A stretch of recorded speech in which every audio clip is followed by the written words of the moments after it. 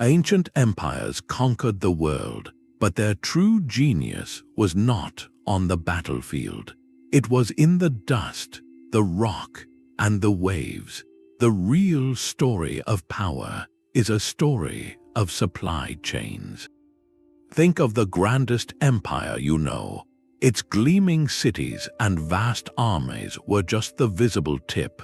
Everything beneath, the entire foundation, was a hidden network moving food, weapons, and orders across impossible distances.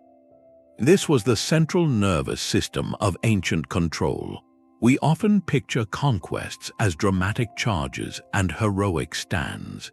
The less romantic truth is an empire lived or died by its ability to administer, to move a sack of grain 1,000 miles through a waterless desert, or to get a message mountain pass before winter closed it. This video will reveal the precise engineering, the clever adaptations, and the sheer human effort that turned geography from a barrier into a highway. You will understand exactly how history's greatest civilizations built, maintained, and sometimes broke the systems that held them together. How did a caravan find a single well in a sea of sand? What kept an Inca runner sprinting at an altitude that leaves us breathless?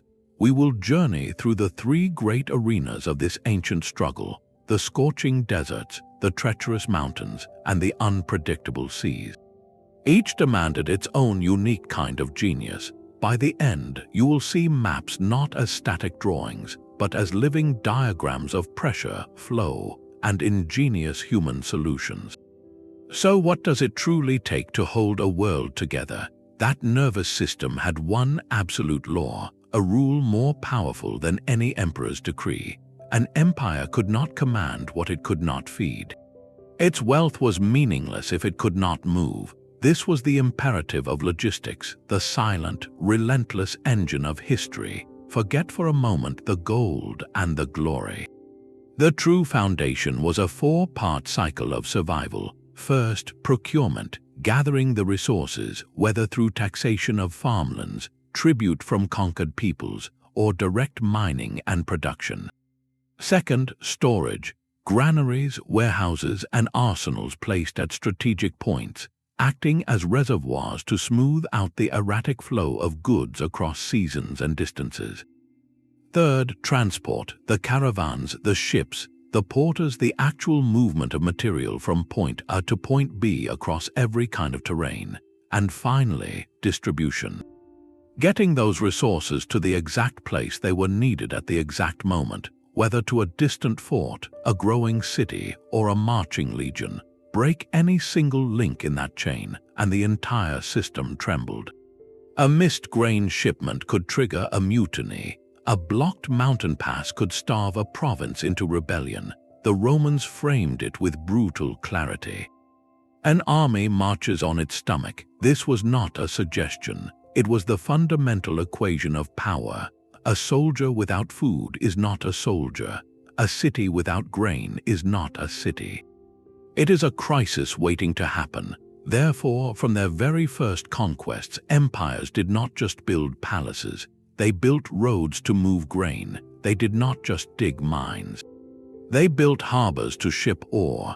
Every policy, every tax, every stretch of paved stone was ultimately in service to this one unyielding need: to keep the lifeblood of the empire flowing.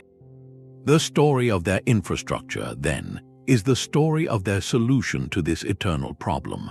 And the first and perhaps most daunting arena for this logistical genius was the vast, silent, and waterless expanse of the desert. A desert does not simply lack water, it lacks forgiveness. One miscalculation, one missed landmark, and the vast silence becomes permanent. For an empire, this presented a logistical nightmare of the highest order. How do you move the heavy, bulky lifeblood of a civilization across an ocean of sand where carts sink and rivers do not exist? The answer was never brute force. It was a masterpiece of foresight and adaptation, turning scarcity into a system.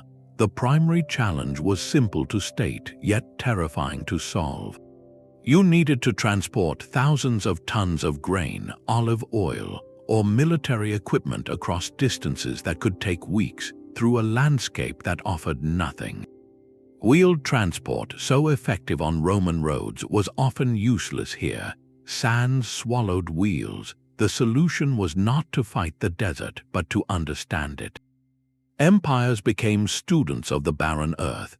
They learned that movement here relied on three pillars: specialized transport, precise navigation, and a chain of artificial oases. The workhorse of the desert was the camel. Its ability to go days without water, carry immense loads, and traverse soft sand made it the 18-wheeler of the ancient world. But even camels had limits. They needed rest, water, and fodder. You could not just point a caravan north and hope for the best. This is where imperial planning came in. Routes were not arbitrary paths. They were meticulously surveyed lifelines, connecting a string of carefully placed way stations. The Persian Empire mastered this art centuries before the Common Era with its famous Royal Road. While not entirely desert, its principles applied everywhere. They established stations at one-day travel intervals where messengers and officials could find fresh horses, supplies, and shelter. In the deep desert, like the Sahara, these stations were caravanserais, fortified inns that provided water, security, and a place to trade. These were not spontaneous settlements. They were calculated investments, built where geography allowed, often at the base of a reliable well or a rare oasis. Their presence turned a lethal crossing into a manageable, if still arduous, journey. They created pockets of imperial control in the middle of nowhere, ensuring that merchants, soldiers, and tax collectors could move with a rhythm the desert could not break. But knowing the route was only half the battle. You had to stay on it. Desert navigation was a science passed down through generations. Guides read the stars with uncanny accuracy. They memorized the shapes of dunes, the types of rock, the faintest traces of ancient paths. A wrong turn meant not just delay, but a collective fate no empire could afford. So the system was designed for redundancy. Caravans traveled in large groups for protection and mutual aid. Supplies were carefully calculated with a buffer for error. The entire operation was a tight ballet of timing and knowledge, where every skin of water and every bag of dates was accounted for long before the journey began. This was how empires bent the most hostile geography to their will. They did not conquer the desert. They threaded it with a slender, vital thread of logistics. And if the desert tested foresight, the mountains tested something else entirely: endurance. The camel was not merely an animal. It was a biological machine engineered by evolution for one purpose: to make the impossible journey ordinary. Its entire body is a catalogue of desert survival adaptations. Those iconic humps are not water sacs. They are dense reservoirs of fat, which the body metabolizes for energy and, crucially, for metabolic water. This allows a camel to travel for over a week without drinking, while carrying loads of up to 900 pounds on its back. Its feet are wide, soft pads that distribute its weight, preventing it from sinking into the sand. It can close its nostrils completely during sandstorms, and its long eyelashes protect its eyes. It even has the ability to fluctuate its body temperature significantly, reducing the need to sweat. For an empire, this was a walking, breathing piece of logistics technology. Domestication turned this biological marvel into the cornerstone of desert economics. But one camel does not make a supply chain. The true innovation was the caravan, a moving city of commerce and survival. Organizing a caravan was a feat of social and military engineering. Size was the first principle of security. A lone merchant was easy prey for bandits, so caravans grew to immense proportions, sometimes comprising thousands of camels and hundreds of people. This created a mobile fortress, a collective defense where the sheer scale of the group deterred attack.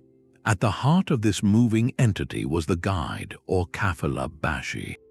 This individual possessed a sacred, life-saving knowledge passed down through generations. He could read the stars like a map, identify safe paths through shifting dunes by the color and texture of the sand, and locate hidden wells with an almost mythical precision. His word was law because a single navigational error meant catastrophe for everyone. Within the caravan, a strict social hierarchy maintained order. There were camel drivers, armed guards, merchants, and servants, each with defined roles.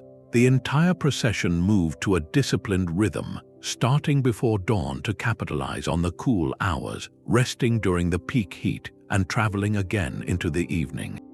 They moved in a long, snaking line that could stretch for miles, a slow but relentless river of goods flowing across the barren landscape.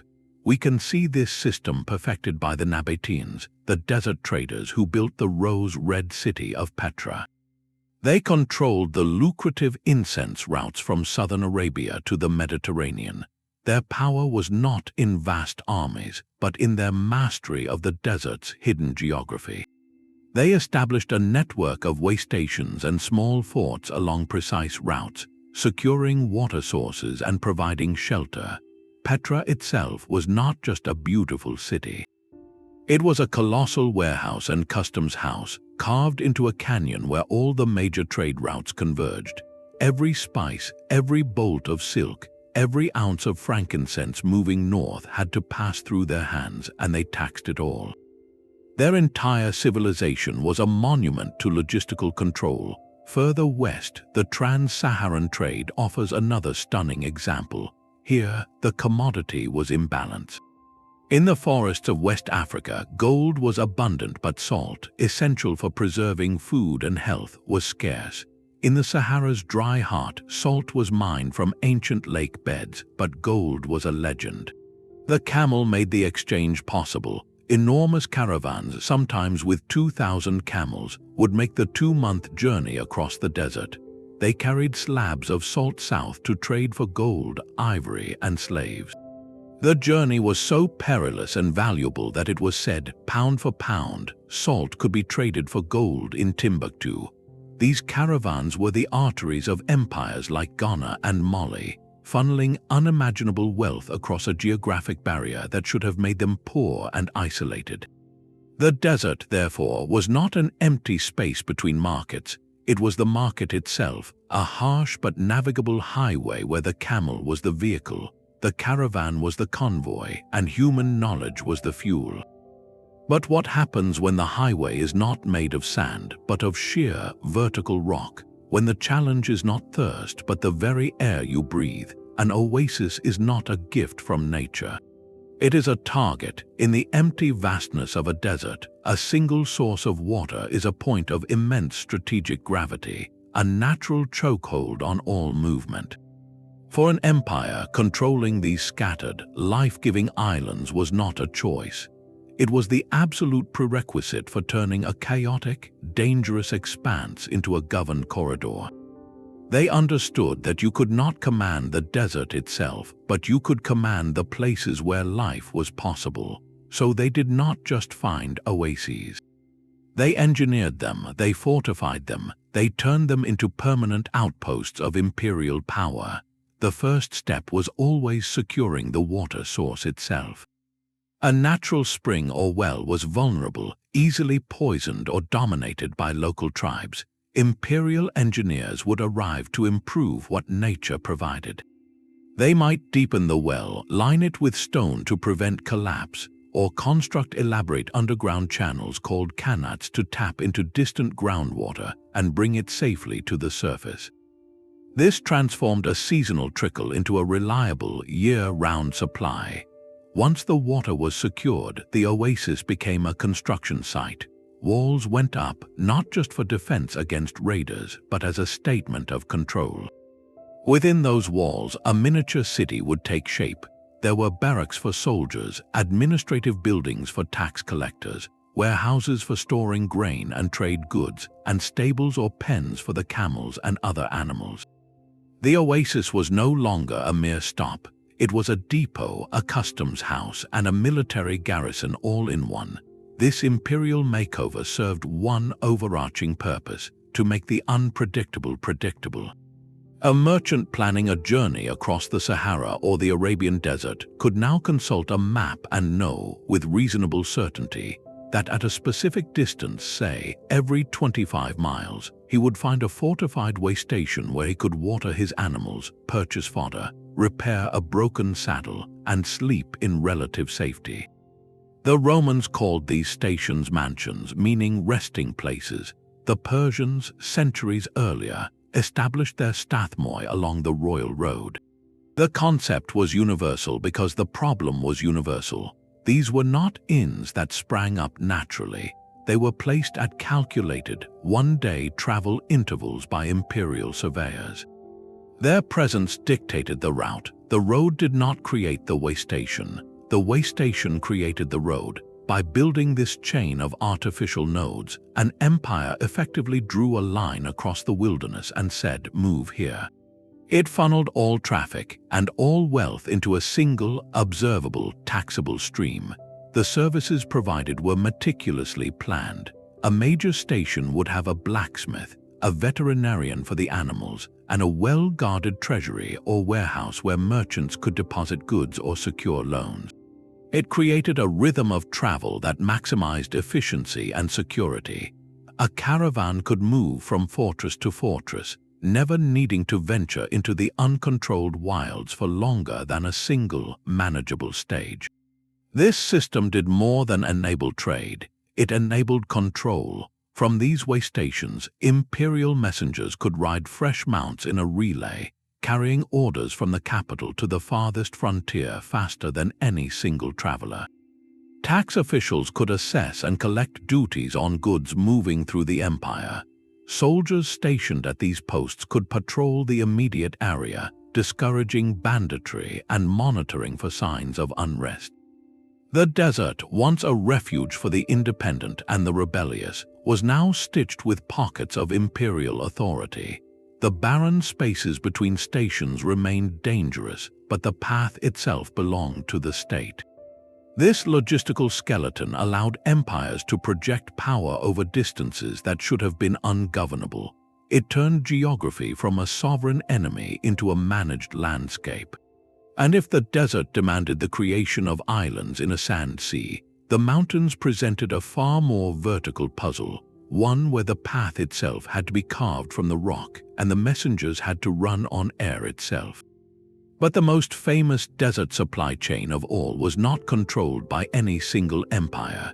It was a fragile, shimmering thread connecting entire worlds, a network so vast it required the cooperation of rivals. This was the Silk Road, and its desert legs were the ultimate test of long-distance logistics. Think of it not as a single road, but as a shifting web of trails across the deserts of Central Asia, linking the workshops of China to the markets of Rome. No one power ever governed its entire length. Instead, it functioned through a relay of trust and necessity, where goods, ideas, and people passed from one oasis kingdom to the next, each taking a cut of the profit and a share of the risk. The real genius of the system lay in its hubs, the glittering oasis cities that rose like mirages from the sand. Places like Samarkand with its turquoise domes or Dunhuang, the gateway to China, were not just stops. They were cosmopolitan nerve centers. Here, a caravan from Persia could unload its bolts of wool and glassware. Local merchants would then broker those goods, trading them for bundles of silk and packets of tea that had just arrived from the east. Warehouses bulged with goods from 3 continents. Inns housed travelers speaking a dozen different tongues. It was in these bustling market squares that supply chains became something more. They became channels for culture, religion, and technology. A Buddhist text could travel alongside a bolt of silk. A recipe for paper could move west with a caravan of spices. The Oasis city was a translator in every sense, converting not just currency but language and belief. This entire delicate ecosystem, however, lived or died by one factor above all: political stability. When empires along the route were at war, the caravans stalled. Bandits flourished in the power vacuums between kingdoms. Trade became a gamble with life itself. But when a large power imposed order over a wide stretch of the route, the effect was transformative. The greatest example came in the 13th century under the Mongol Empire. This period, often called the Pax Mongolica or Mongol Peace, saw the largest contiguous land empire in history secure the routes from the Pacific to the Mediterranean. The Mongols were ruthless conquerors but brilliant administrators of the space they controlled. They standardized tolls, punished banditry with severe consequences, and established a sophisticated courier system, the yam, with way stations that allowed messengers to ride fresh horses across thousands of miles in weeks. For a merchant, this meant something revolutionary: predictability. You could plan a journey from Beijing to Baghdad with a reasonable expectation of safety, knowing that the same legal code and the same enforcers existed across the entire expanse. The volume of trade skyrocketed. Ideas flowed faster than ever before. It was no coincidence that the travels of Marco Polo became possible in this exact window of enforced stability. The desert, once a barrier, became a bridge, but only because a chain of oases and an umbrella of political will made it so. This reveals a profound truth about ancient supply chains. They were not just economic tools, they were the physical manifestation of peace. A busy road was a sign of a working order, and when that order shattered, the deserts did not return to empty silence. They became arenas for a different, more desperate kind of survival, where the next challenge was not sand but stone.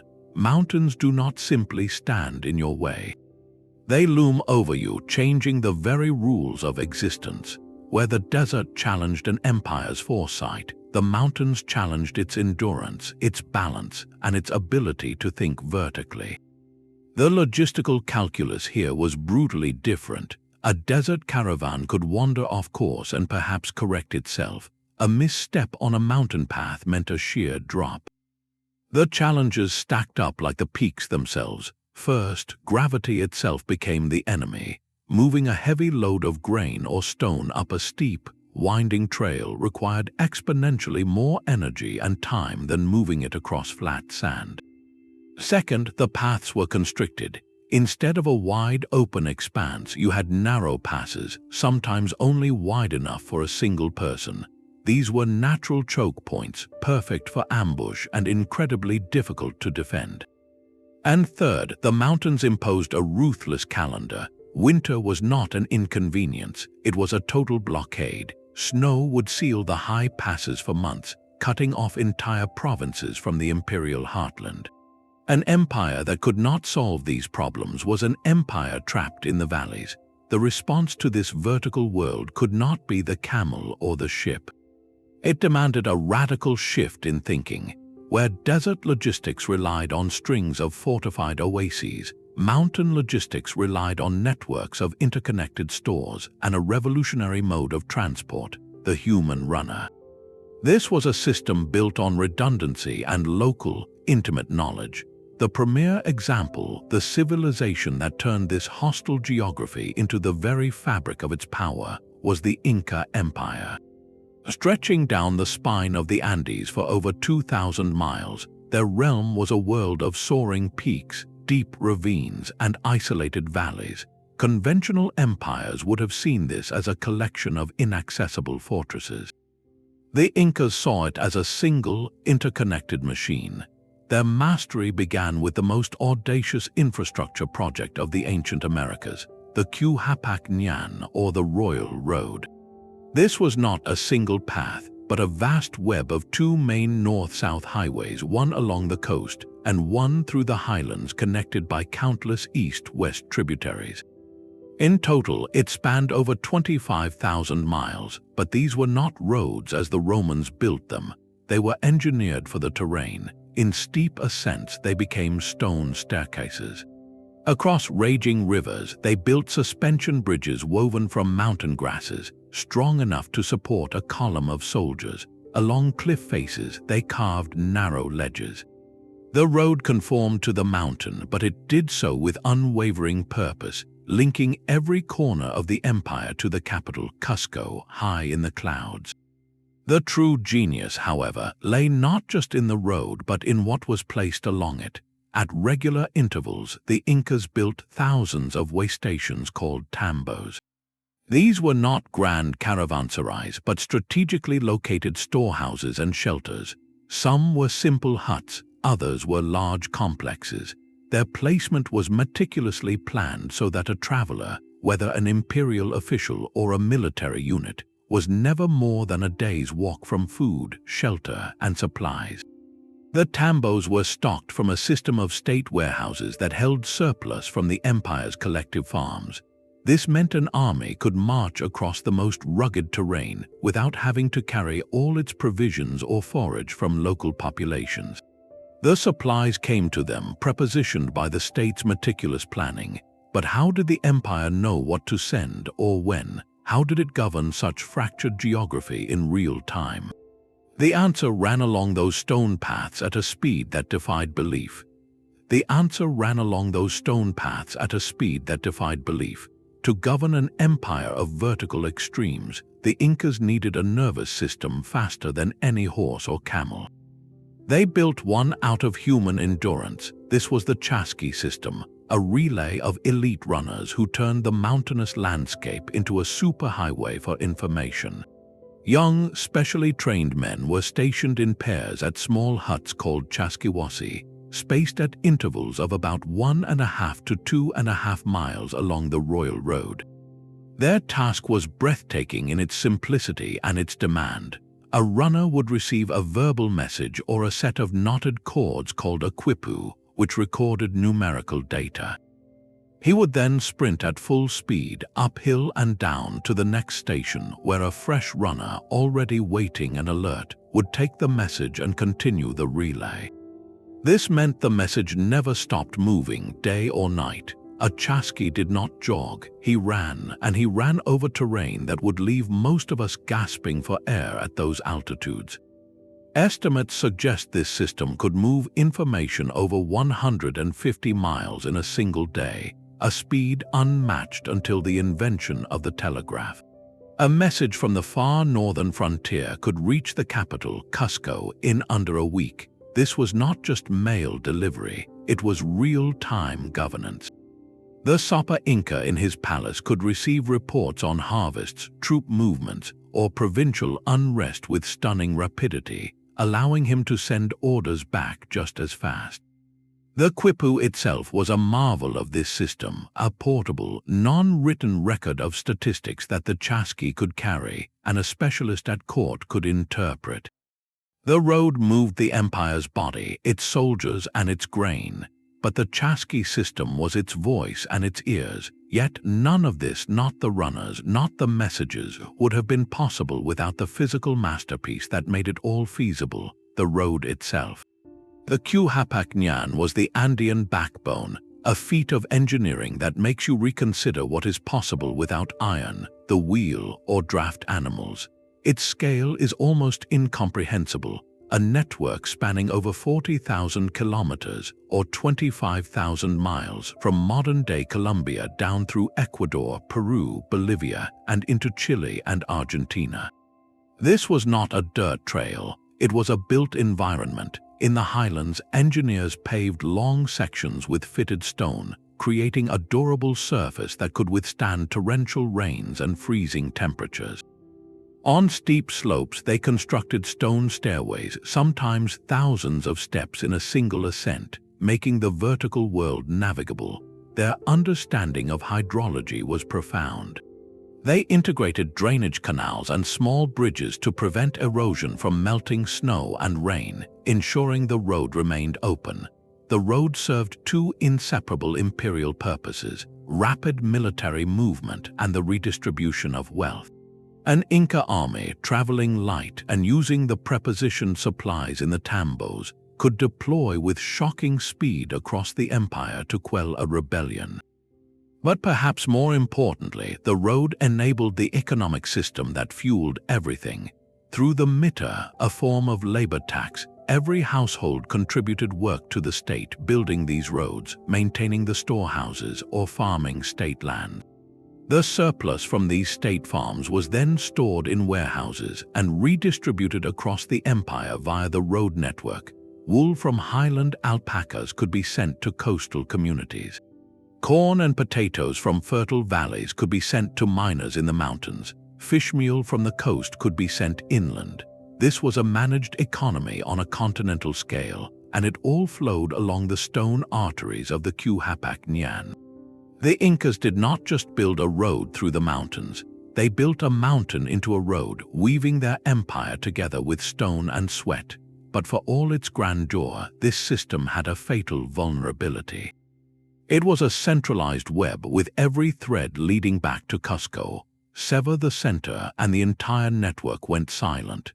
This is a lesson that would be learned and exploited in a dramatic and tragic convergence of worlds. Yet, while the Incas mastered the land, other empires looked to a far more restless and unpredictable domain, one that offered limitless reach but demanded a complete surrender to its rhythms.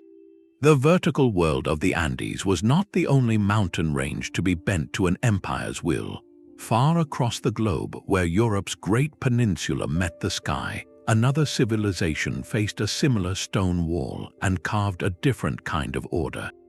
The Alps stood as a formidable natural rampart, separating the Roman heartland from the fertile plains of Gaul and the forests of Germania.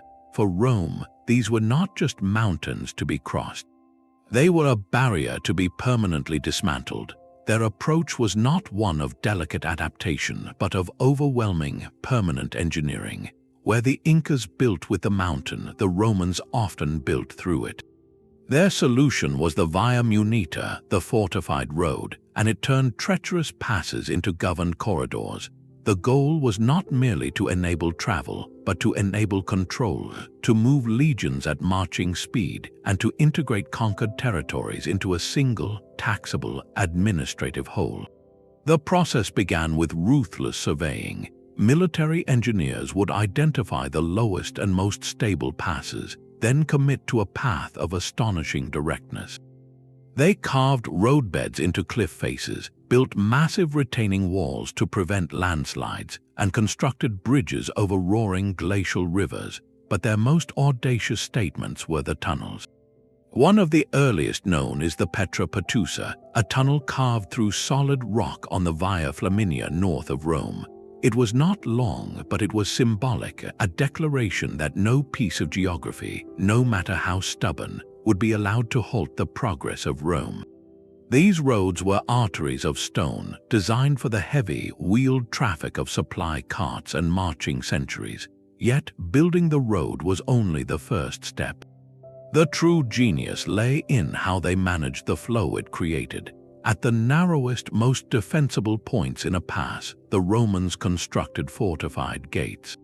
The most famous example is the Claustra Alpium Iulirum, a system of walls, forts, and gates in the Julian Alps. These were not just military checkpoints. They were custom houses, toll stations, and immigration controls all in one. Every merchant, every migrant, every head of cattle moving through that pass came under the gaze of the Roman state. Taxes could be levied, movements monitored, and rebellions stifled by simply closing the gates. This transformed the mountain from a wild frontier into a regulated valve. The Alps, once a chaotic collection of tribal paths, became a Roman appliance. Contrast this with the approach in the planet's highest arena, the Himalayas. Here, the scale defied even Roman ambition. The passes were higher, the air thinner, and the winters more absolute. Empires like the Tibetan or the Tang Chinese could not dream of paving roads over the roof of the world. Instead, they mastered a logistics of rhythm and biology. Their supply chains pulsed with the seasons. Trade and military movement were confined to a short window between the melting of spring snows and the onset of autumn blizzards. The workhorse of this high, cold world was the yak. With its thick coat, immense strength, and ability to forage on sparse alpine grasses, the yak was the only vehicle that could reliably traverse slopes where even mules would falter. Caravans moved in single file along dizzying paths, carrying salt, wool, and most importantly, tea. The Chinese tea and Tibetan horse trade was a classic exchange of ecological zones, binding the two empires in a delicate economic symbiosis. Routes like the ancient tea horse road saw trains of yaks carrying bricks of tea from Sichuan to Lhasa, returning with the hardy Tibetan ponies prized by Chinese armies. Control was exercised not through stone gates, but through a network of monasteries and fortified market towns at key valley exits.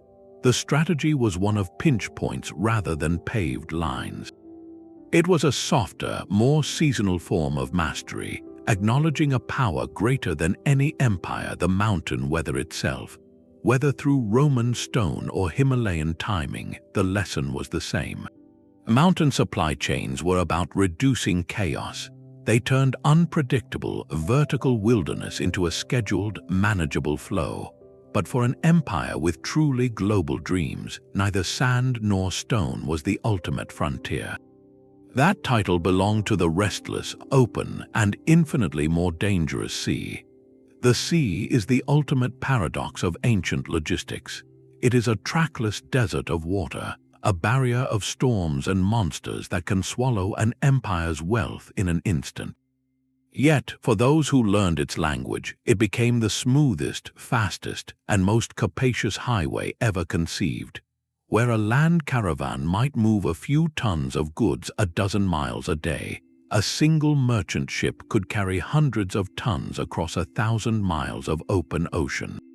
The shift from land to maritime logistics was not just a change of scenery. It was a complete reinvention of the supply chain, trading the predictable hardships of sand and stone for the volatile, high-stakes gamble of wind and wave. The empires that thrived were those that understood this was not a choice. Controlling the sea lanes was an economic and strategic necessity. For Rome, it was the grain lifeline from Egypt that fed its million citizens. For Carthage, it was the commercial network across the Mediterranean that built its fortune. For the Han dynasty in China, it was the maritime Silk Route that connected them to Southeast Asia and beyond. To fail at sea was to surrender your destiny to rivals who did not. Mastering this liquid realm required solving three interconnected puzzles: building ships that could survive the journey, creating ports that could service them, and developing the navigational knowledge to find the way. The ship itself was the mobile warehouse, the camel of the deep. Its design was a direct response to the waters it sailed. The sturdy, round-hulled Roman cargo ship, the corbiter, was a floating barrel, slow but incredibly stable, designed to carry massive grain shipments safely across the predictable currents of the Mediterranean. Contrast this with the sleek, lateen-rigged house of the Indian Ocean, built from teak and secured with coconut rope, their triangular sails allowing them to tack skillfully against the monsoon winds. Each vessel was a bundle of local materials and hard-won wisdom, engineered to withstand the specific fury of its home sea. But a ship alone is just a drifting piece of wood. It needs a destination. This is where the port city emerged as the critical node in the maritime network. A good harbor was a gift of geography, a natural bay protected from storms. But empires turned these gifts into engines of control. They built massive stone quays where ships could dock at all tides. They constructed immense granaries and warehouses right on the waterfront, so grain could be poured directly from ship to storage. They erected lighthouses like the famous pharaohs of Alexandria to guide fleets safely home. A port like Ostia at the mouth of the Tiber River was not just a Roman town. It was a gigantic mechanical throat, swallowing the produce of 3 continents and funneling it upriver to the heart of the empire. The port centralized everything: customs, taxation, repair, and security. It was the point where the chaos of the sea met the order of the imperial ledger. Yet between these safe harbors lay the vast and terrifying unknown. Open water navigation demanded a different kind of courage and skill. In the enclosed Mediterranean, sailors often practiced cabotage or coast hugging, navigating from one visible landmark to the next. But for longer journeys or in the open Indian Ocean, they had to venture out of sight of land. They became readers of the invisible. They learned to interpret the patterns of swell, the color of the water indicating depth, and the flight paths of birds hinting at distant shores. By the time of the Han Dynasty, Chinese mariners were using the magnetic compass, a revolutionary tool that provided guidance even under starless skies. But the greatest navigational tool of all was knowledge of the winds. The discovery of the monsoon cycles in the Indian Ocean was like finding a hidden schedule written into the planet itself. For 6 months, the winds blew steadily from the southwest, carrying ships from Africa to India. Then they reversed, blowing from the northeast for the other half of the year, carrying everyone home. This turned a perilous crossing into a timed, predictable commute. Entire trading communities would migrate with the winds, settling in foreign ports for a season before the reversal sent them back. This rhythmic dance of commerce was only possible because someone, long ago, dared to trust the pattern of the sky. The sea, therefore, offered the highest reward because it demanded the highest risk. An empire that invested in shipyards, fortified ports, and navigational science could bind together coasts and islands into a cohesive, wealthy domain. But this network was always one storm, one reef, or one rival fleet away from catastrophe. The very efficiency that made it irresistible also made it the most coveted and contested space of all. A ship's design was its soul, a physical answer to the question of its purpose. The earliest vessels were extensions of the land, simple rafts and reed boats meant for rivers and calm coastal waters. But as empires grew, their needs specialized, and so did their ships. The evolution of the vessel is a story of trade-offs between speed, capacity, and security. Each hull shape and sail plan a calculated response to a specific logistical demand. Consider the two titans of the ancient Mediterranean. The Roman corbeta was the heavy truck of the sea. Its hull was broad and rounded, built for volume, not for speed. This design provided immense stability, allowing it to carry up to 400 tons of grain or olive oil in enormous ceramic jars called amphorae. Its primary propulsion was a single large square sail, efficient for running before the steady winds of the Mediterranean summer. This ship was not built to win races, it was built to survive. Its job was to be a predictable, floating silo, making the vital, repetitive runs from the granaries of Egypt to the port of Ostia, feeding Rome itself. Every aspect of its design screamed capacity and reliability. Now contrast this with the premier vessel of its rival, the Phoenicians. Their biremes and triremes were the sports cars of the ancient world. Sleek, narrow, and built for speed and versatility, they combined sail power with banks of oars. This gave them a crucial advantage, maneuverability independent of the wind. A Phoenician galley could slip into a shallow harbor a Roman corbeta could not approach. It could outrun pirates, navigate tricky coastal currents, and make faster, more flexible trading voyages. While it carried less bulk cargo, it carried high-value goods dyed purple cloth, glassware, precious metals, and something even more valuable, information. These fast ships were the scouts of empire, exploring new coasts and establishing far-flung trading colonies. Their design was optimized for agility and reach, not just tonnage. This principle of specialized design echoed across the globe. In the Indian Ocean, the seasonal monsoons demanded a different kind of genius. Here, the dhow reigned supreme. Built from teak planks sewn together with coconut rope, its most distinctive feature was the lateen sail, a large, triangular rig that could be angled to catch the wind from almost any direction. This allowed dhows to tack skillfully across the monsoon winds, not just run before them. Their hulls were sturdy yet flexible, able to withstand the powerful swells of the open ocean. They became the workhorses of the spice trade, carrying pepper, cinnamon, and cloves from the islands of Southeast Asia to the ports of India, Arabia, and East Africa. Half a world away, in the South China Sea, Chinese shipwrights engineered a different marvel, the junk, with its high stern, multiple watertight bulkheads, and most importantly, the balanced lug sail, a rig supported by bamboo battens that allowed it to be raised and lowered with incredible efficiency. The junk was perhaps the most advanced sailing vessel of the ancient world. The bulkheads acted as separate compartments, so if the hull was breached in one section, the ship would not fill with water and sink. This design inspired confidence for long, open water voyages. Junks could carry enormous loads of silk, porcelain, and tea, their sails allowing them to sail closer to the wind than almost any other contemporary ship.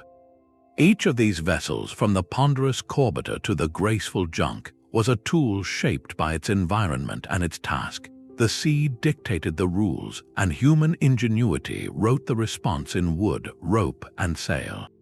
But building the perfect ship was only the first step. To create a true maritime supply chain, you needed to build a world for it to return to. A harbor was more than a safe place to dock.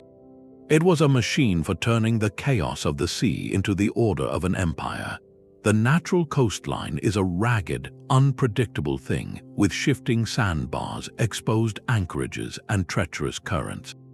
To create a reliable maritime supply chain, empires had to rebuild the very edge of the continent. They did not just use the coast, they redesigned it. The most ambitious of these projects were artificial harbors, colossal feats of engineering that defied the sea itself. The Romans, masters of this art, faced a critical problem. Their main port at Ostia, at the mouth of the Tiber River, was silting up and too small for the massive grain fleets from Egypt. Emperor Claudius took one look at the problem and decided to build a new sea. Just north of Ostia, he ordered the construction of Portus, a vast, artificial basin dug out of the coastline. Two enormous curved breakwaters, built from concrete poured into wooden forms right in the water, reached out like stone arms to embrace the Mediterranean. These walls shielded hundreds of ships from the open sea's fury. At the center of the main basin stood a monumental lighthouse, a guiding beacon mirroring the great pharaohs of Alexandria. But the true genius was in the flow, a second, hexagonal inner basin connected to the Tiber by canals, allowing barges to transfer grain directly from the deep-sea ships and float it right up to the warehouses of Rome. This was not a port, it was a hydraulic pump for empire. The model for all this ambition shone from the other side of the Mediterranean. The pharaohs of Alexandria, one of the ancient wonders, was the ultimate symbol of this tamed coastline. Built in the 3rd century before the Common Era, it was not just a light, it was a statement. Towering over 100 meters high, its furnace, amplified by polished bronze mirrors, could be seen from an astonishing distance out to sea. For a captain navigating the featureless delta of the Nile, that steady flame meant more than safety. It meant civilization, order, and a guaranteed market. The lighthouse turned a dangerous coast into a magnet, pulling in trade from the entire known world. It announced that here, humanity had made a pact with the unpredictable sea and was winning. Between the lighthouse and the ship came the critical interface, the waterfront infrastructure. Roman ports were lined with massive stone quays, standing high above the water at low tide, built with series of steps or ramps to accommodate changing water levels. Upon these quays stood the Horrea, the state warehouses.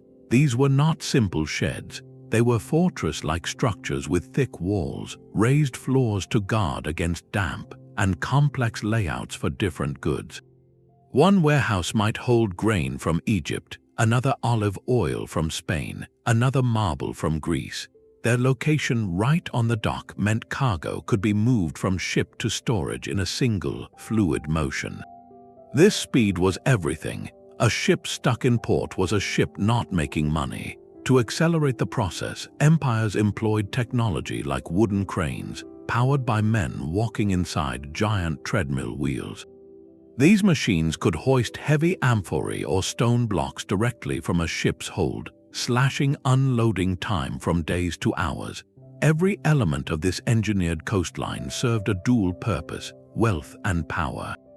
A secure port guaranteed tax revenue. Every amphora unloaded could be assessed a duty.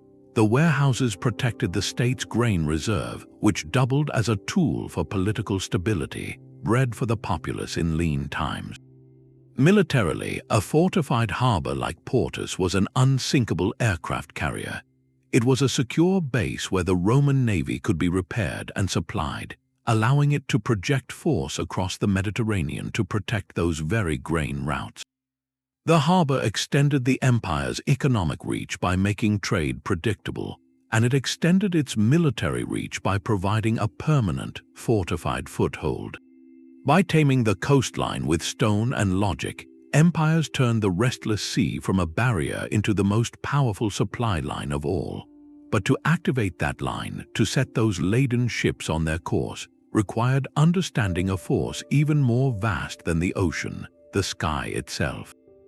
The sea had a schedule written in the sky. For all the stone and timber empires poured into their ports and ships, the most vital infrastructure was invisible: the wind itself.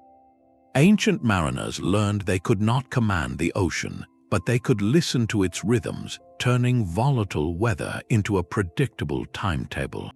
This mastery of environmental patterns transformed the Indian Ocean from a terrifying gamble into the world's busiest maritime highway. The key was the monsoon, a seasonal reversal of winds so reliable it dictated the calendar of entire civilizations. For roughly 6 months, from April to September, the wind blew steadily from the southwest, pushing ships from the coast of Africa and Arabia toward India. Then, as if on a cosmic cue, it reversed. From October to March, the northeast monsoon would carry those same ships back home. This was not just a weather pattern. It was a logistical contract with the planet. Entire trading communities planned their lives around this cycle. Merchants from Rome would arrive in Egyptian ports like Berenice with their goods, timing their departure to catch the southwest monsoon to India. They would spend the season trading in Indian ports, then load their ships with pepper, gems, and silks to catch the northeast monsoon back. The voyage became a timed commute, a round trip that could be planned years in advance.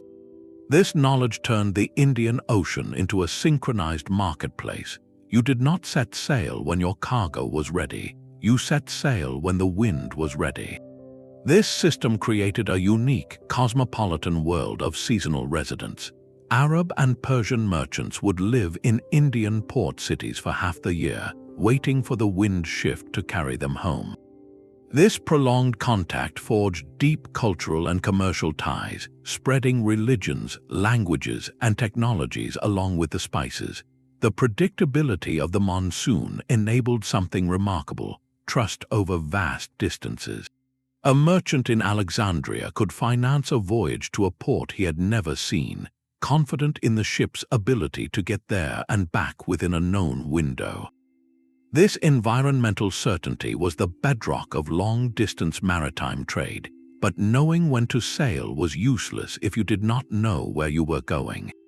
Out on the open water, with no landmarks in sight, ancient navigators became readers of the subtle and the celestial. During the day, they practiced what is called piloting. They observed the color of the water, a deep blue indicating profound depth, a lighter green signaling shallows and potential reefs. They watched the flight patterns of seabirds, knowing certain species would fly toward land at dusk.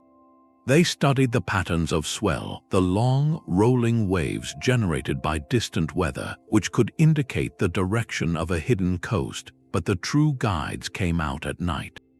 The stars were a fixed map painted on the dome of the sky. Polynesian voyagers crossing the vast Pacific used star paths, memorizing the point on the horizon where specific stars rose and set, holding that course until the next guide star took over. In the Indian Ocean and Mediterranean, mariners used the North Star, Polaris, which holds nearly fixed in the northern sky, providing a constant reference for latitude.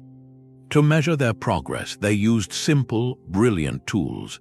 The earliest was the sounding lead, a weighted line marked at intervals. Dropped over the side, it would tell them the depth, and by the type of sediment that stuck to the tallow in its base, the nature of the seafloor, whether it was sand, mud, or rock, each hinting at their proximity to certain coasts.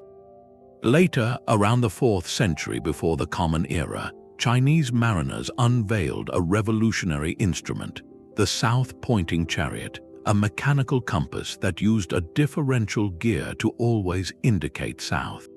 By the 11th century, this evolved into the floating magnetic needle, the direct ancestor of the mariner's compass. This small device was perhaps the most liberating invention in navigation history.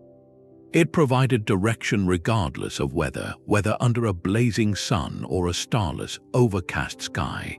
It allowed sailors to venture farther from familiar coastlines with newfound confidence. This blend of environmental wisdom and technological insight reveals a profound truth. The most advanced ship in the world was just a prison of wood if its crew did not possess this deep, accumulated knowledge. The real technology was not just in the hull or the sail. It was in the mind of the navigator who could read the whispers of the sea and the silent language of the stars. This intellectual infrastructure, the mapped winds, the memorized stars, the understood currents, was what truly powered the maritime supply chain. It was an invisible network of knowledge, passed from master to apprentice, that made the physical network of ports and trade routes possible. And as these maritime webs grew thicker, carrying more wealth and ambition than any land route could sustain, they created a new kind of prize, one that would draw the attention of every power on Earth. That intellectual network now faced its greatest test, a single, staggering demand. Rome, by the 1st century of the Common Era, had swollen to a city of over 1 million souls. This was an unprecedented urban concentration, a demographic black hole that consumed everything.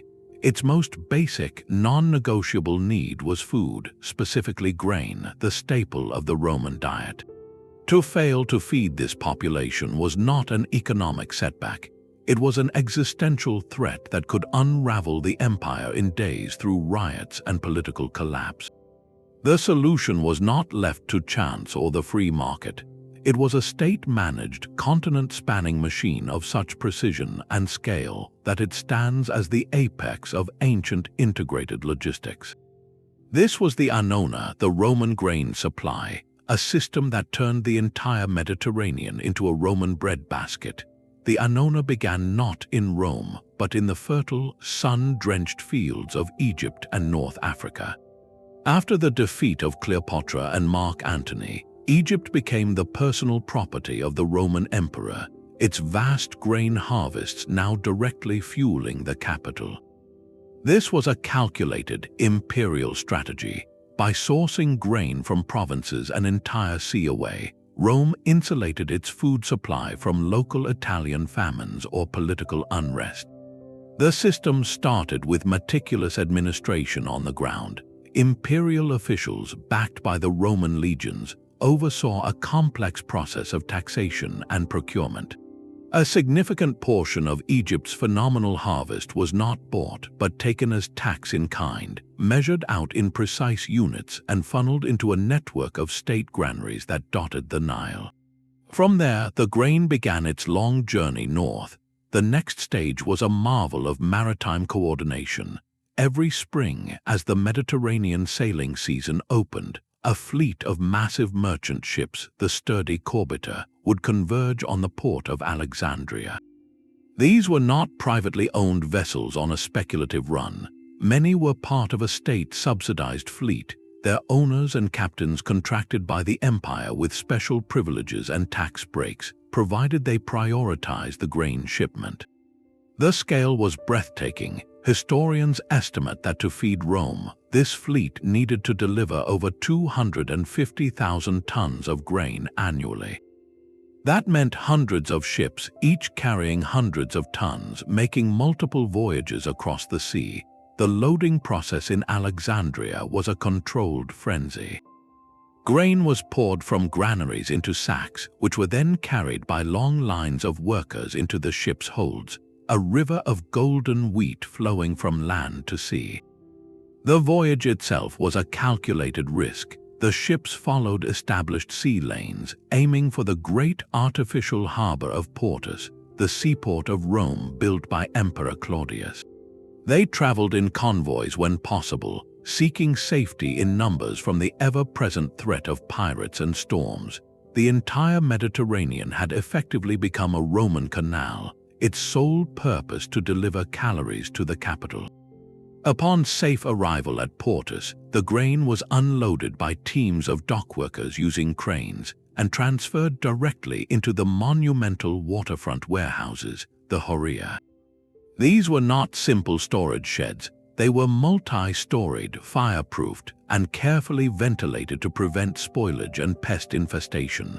The grain was sorted, measured, and accounted for by an army of clerks, its quality and quantity recorded on wax tablets. But the logistical miracle was not complete until the grain reached the people. This was the final, delicate act of distribution. The Annona was not a free-for-all. It was a targeted entitlement. For centuries, the state distributed grain tickets, tesserae frumentarii, to a registered list of eligible male citizens. This was a powerful political tool, a direct exchange of sustenance for loyalty. On designated days, these citizens would present their tickets at one of the many distribution points throughout the city, receiving a monthly ration of unmilled wheat. The operation required a small army of bureaucrats, measurers, and guards to prevent fraud and ensure order. The grain itself then flowed into a secondary private economy, where millers ground it into flour and bakers sold the bread. The Annona was far more than a welfare program. It was the central nervous system of Roman political stability. A steady, reliable grain dole kept the volatile urban populace, the plebs, from rebellion. Emperors knew their legitimacy hinged on this simple equation: bread and circuses. A delay in the grain fleet due to storms could cause panic in the markets. A prolonged interruption could topple a government. The entire administrative might of the empire, from the emperor's own overseers in Egypt to the lowliest clerk in the Portus warehouse, was bent toward preventing that single point of failure. The Annona demonstrated that the ultimate power in the ancient world was not just the power to conquer, but the profound, daily power to feed. It showed that an empire's true strength was measured not in the gold in its treasury, but in the smooth, uninterrupted flow of grain from a distant field to a citizen's hand. This system of total integration, however, created a vulnerability as immense as its achievement. Rome had made itself deliberately, perilously dependent. Rome's grain fleet was a masterpiece of moving mass. But what if the most vital cargo was not grain, but a single sentence? The true nervous system of an empire ran not on calories, but on information. A rebellion on a distant frontier was not a problem when the messenger arrived with the news. It was a problem the moment it began. The empire that could shrink distance with speed held a decisive, invisible advantage. Centuries before Rome perfected its Annona, another empire pioneered a system that made information itself the ultimate supply. This was the Achaemenid Persian Empire, and its breakthrough was not a road for goods, but a highway for words. We know it as the Royal Road, a staggering 1,600-mile artery stretching from Susa, the administrative capital in modern-day Iran, all the way to Sardis on the coast of Anatolia or Turkey. To view this road only as a trade route is to miss its revolutionary purpose. It was, first and foremost, a rapid communication network, a physical internet built to transmit the will of the King of Kings faster than any rival could react. The genius was not in the pavement but in the process. The Persians understood that a single rider on a single horse would be slowed by exhaustion. Their solution was a relay system of breathtaking efficiency. Along the entire length of the Royal Road, they established over 100 way stations, placed at intervals calculated as a day's hard ride. At each station, fresh horses, supplies, and a new rider were kept in a constant state of readiness. A royal messenger would arrive at a station, his horse lathered and spent. Without dismounting, he would shout his message or hand over a sealed document to the fresh rider already waiting in the saddle. That new rider would then spring forward on a rested, powerful horse, galloping at full speed to the next station where the process would repeat. The message never slept.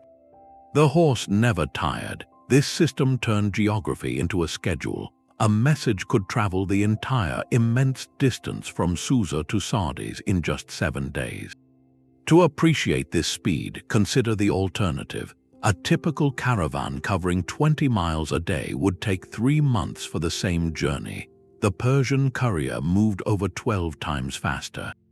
This was not an improvement, it was a transformation of reality. The king in his palace could now receive intelligence from a governor half a continent away and issue a decisive order, all within a fortnight. This velocity of information served 3 critical functions, each a pillar of imperial control. First, and most crucially, it enabled rapid military mobilization. News of an uprising or a border incursion no longer arrived weeks after the fact. Commanders in the core provinces could be alerted almost immediately, and orders could deploy legions to the trouble spot with stunning alacrity. An enemy might defeat a local garrison, but before they could consolidate their gains, the full weight of the imperial army, directed by fresh orders from the center, could be upon them. The road did not move the army itself, but it moved the command to set the army in motion. Second, it tightened administrative oversight.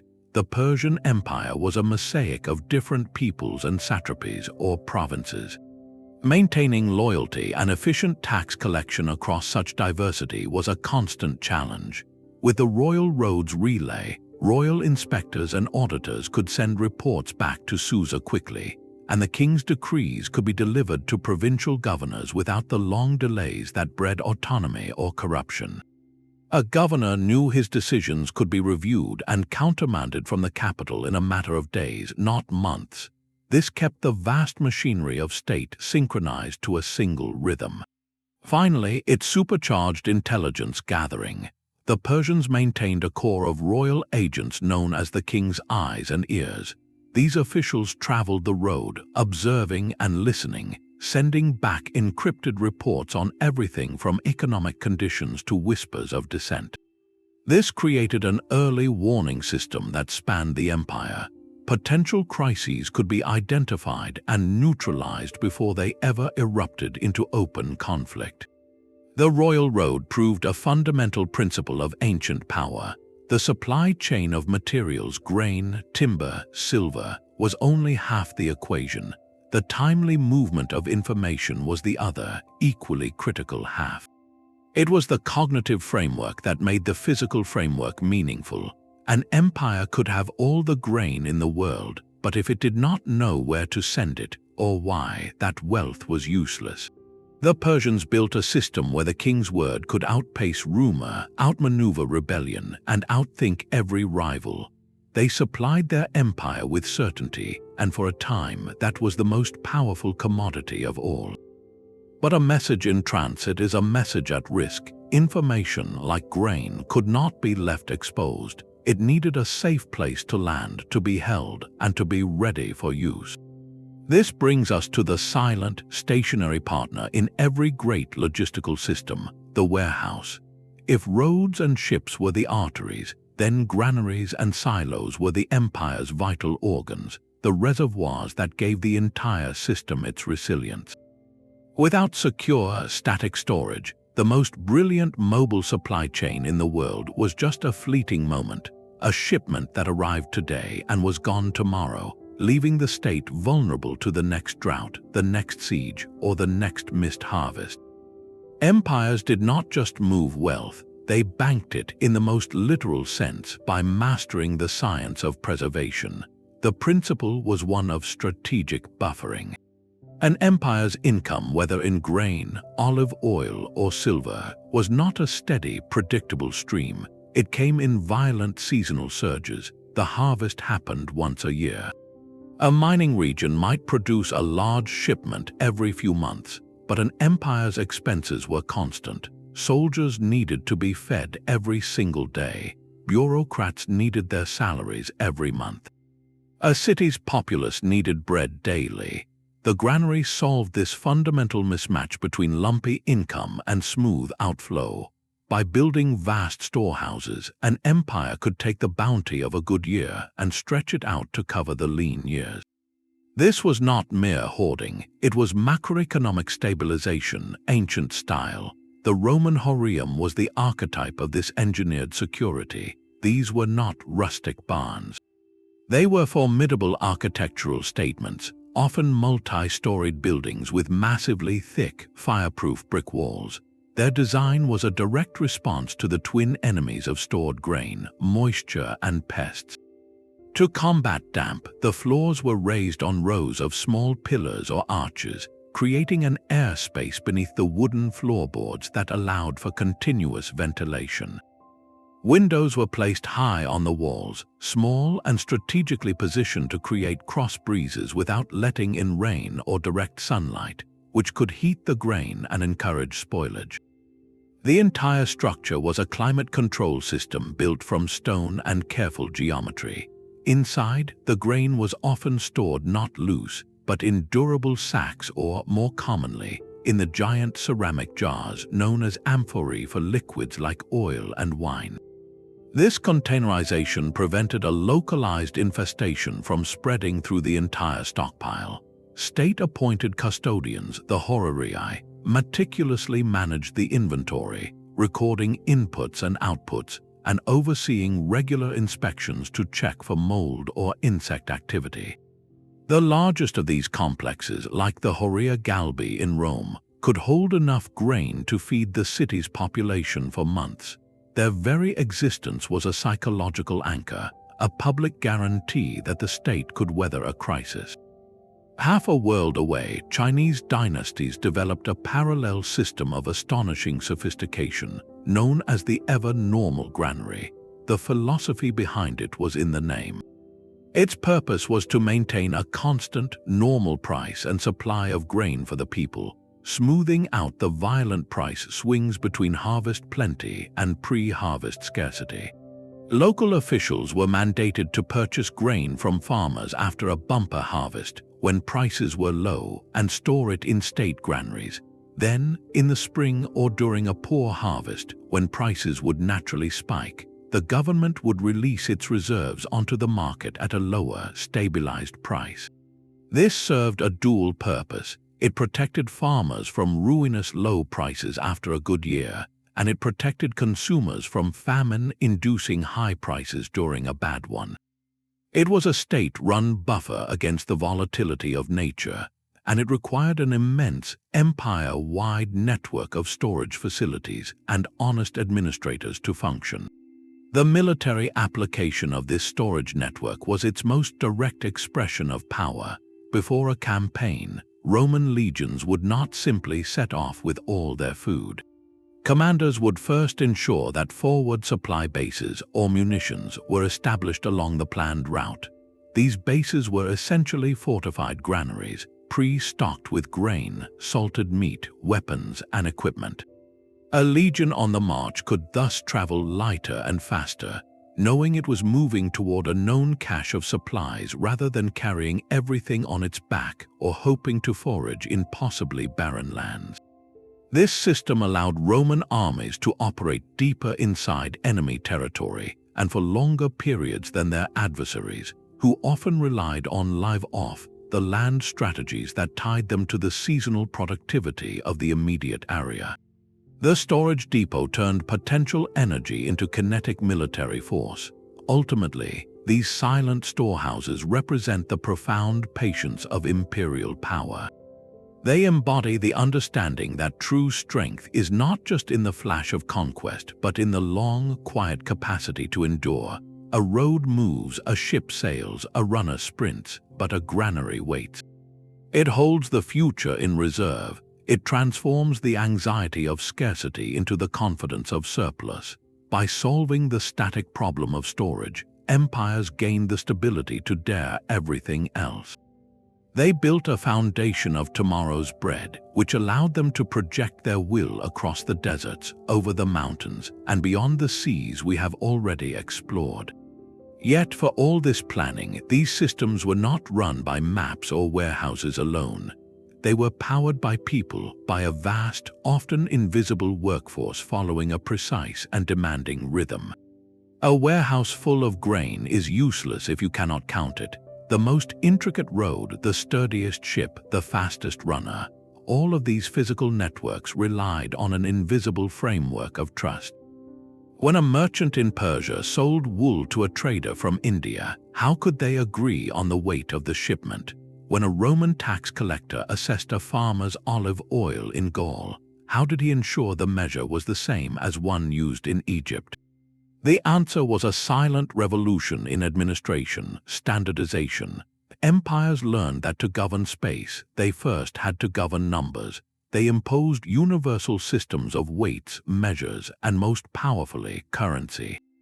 This was not about convenience, it was about control, reducing the endless friction of distance into a smooth, predictable flow of value. Consider the simple act of trade before such standards. Two merchants from different cultures meet. One has grain, the other has pottery. They must first negotiate not just price, but the very units of exchange. How much grain for how many pots? Their weights might be different stones. Their volume measures might be different clay jars. Every transaction required a tedious, suspicion-filled negotiation just to establish a common language of quantity. This friction was a tax on commerce all by itself, limiting the scale and distance of trade. An empire that eliminated this friction did not just help merchants. It supercharged its own economy. Standardization lowered what economists call transaction costs, the time, effort, and risk involved in making an exchange. Suddenly, a merchant from Athens could sail to Egypt knowing that the weight of a silver drachm he carried was recognized and trusted. He did not need to bring his own scales or argue over the size of a bushel. The empire had created a shared commercial grammar. The most visible and potent symbol of this shared grammar was coinage. Coins were more than money.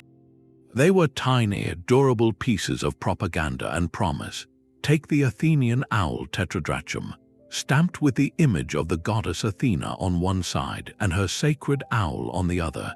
This silver coin became the dollar of the ancient Mediterranean for centuries. Its value was not just in the silver it contained, but in the guarantee behind it.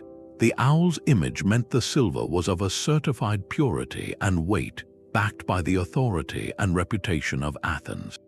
A merchant in a distant port could accept that coin without needing to assay the metal himself. He trusted the stamp, not the stranger.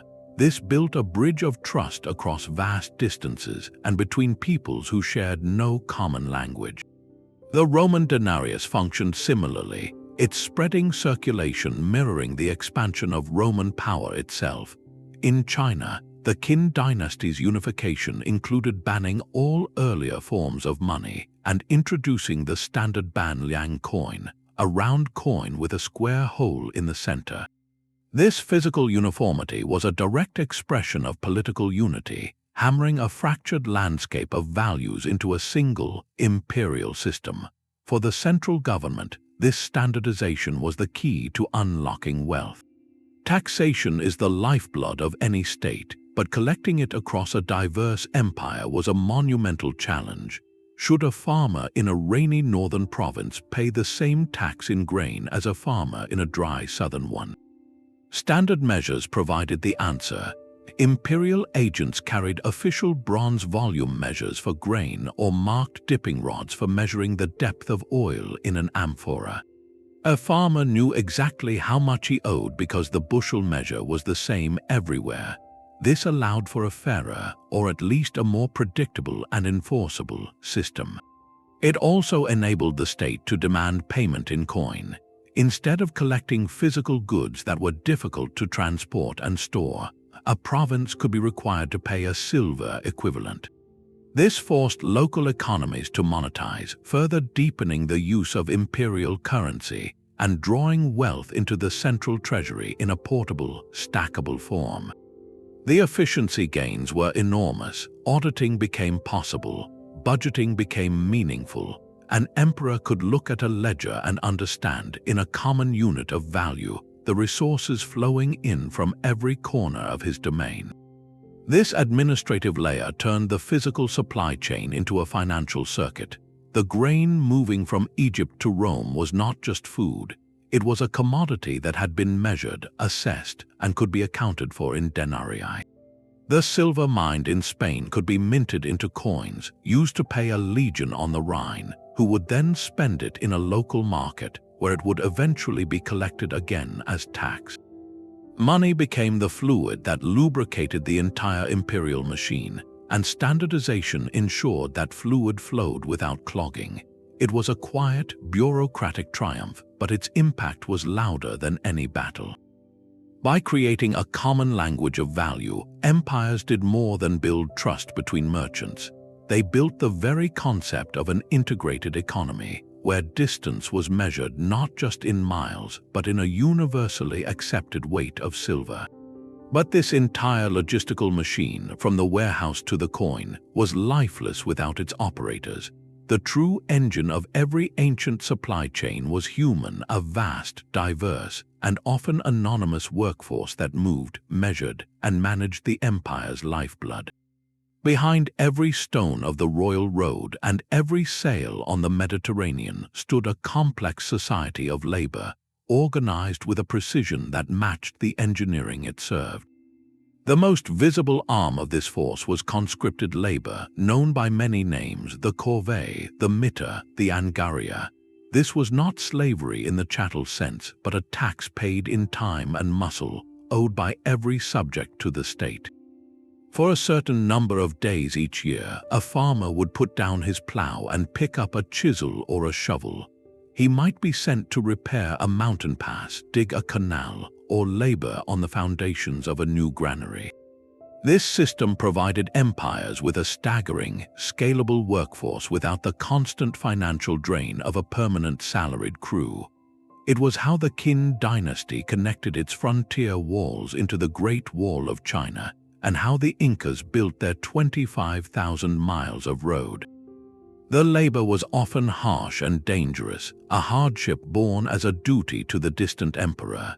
Yet it also served as a powerful social binder, physically connecting communities to the imperial project and circulating people and ideas across the realm.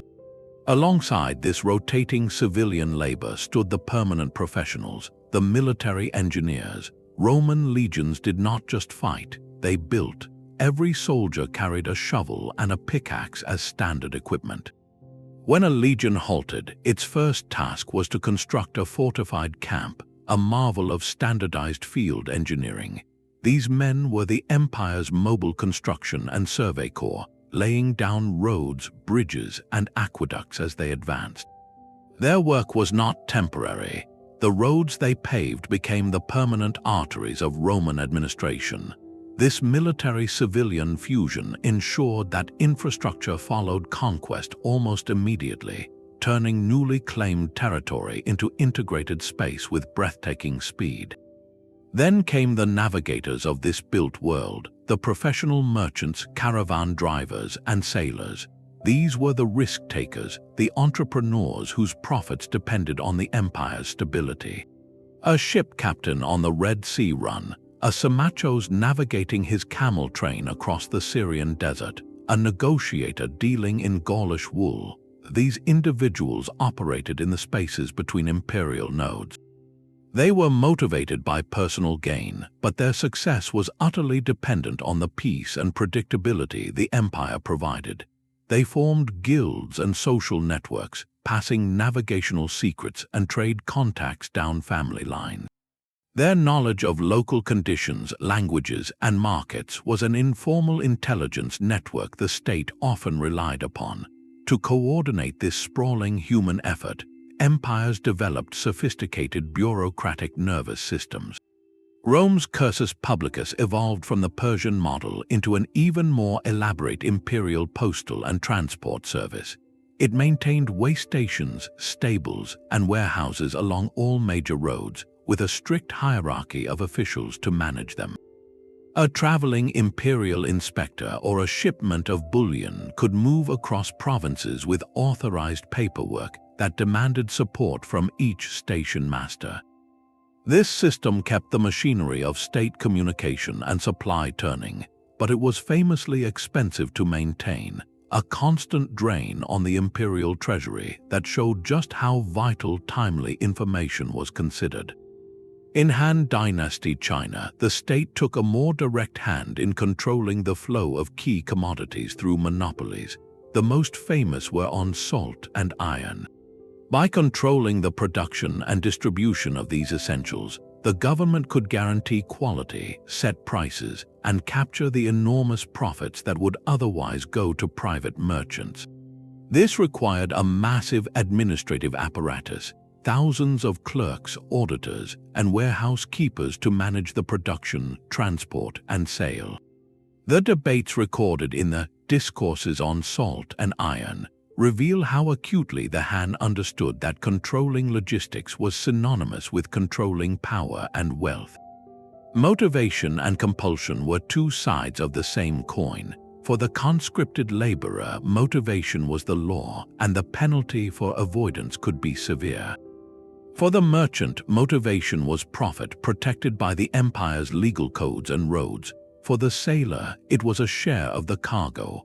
For the bureaucrat, it was salary, status, and the quiet authority of the imperial seal. This ecosystem of human energy, from the coerced to the voluntary, was the breath in the empire's lungs. The stones of the road did not move themselves.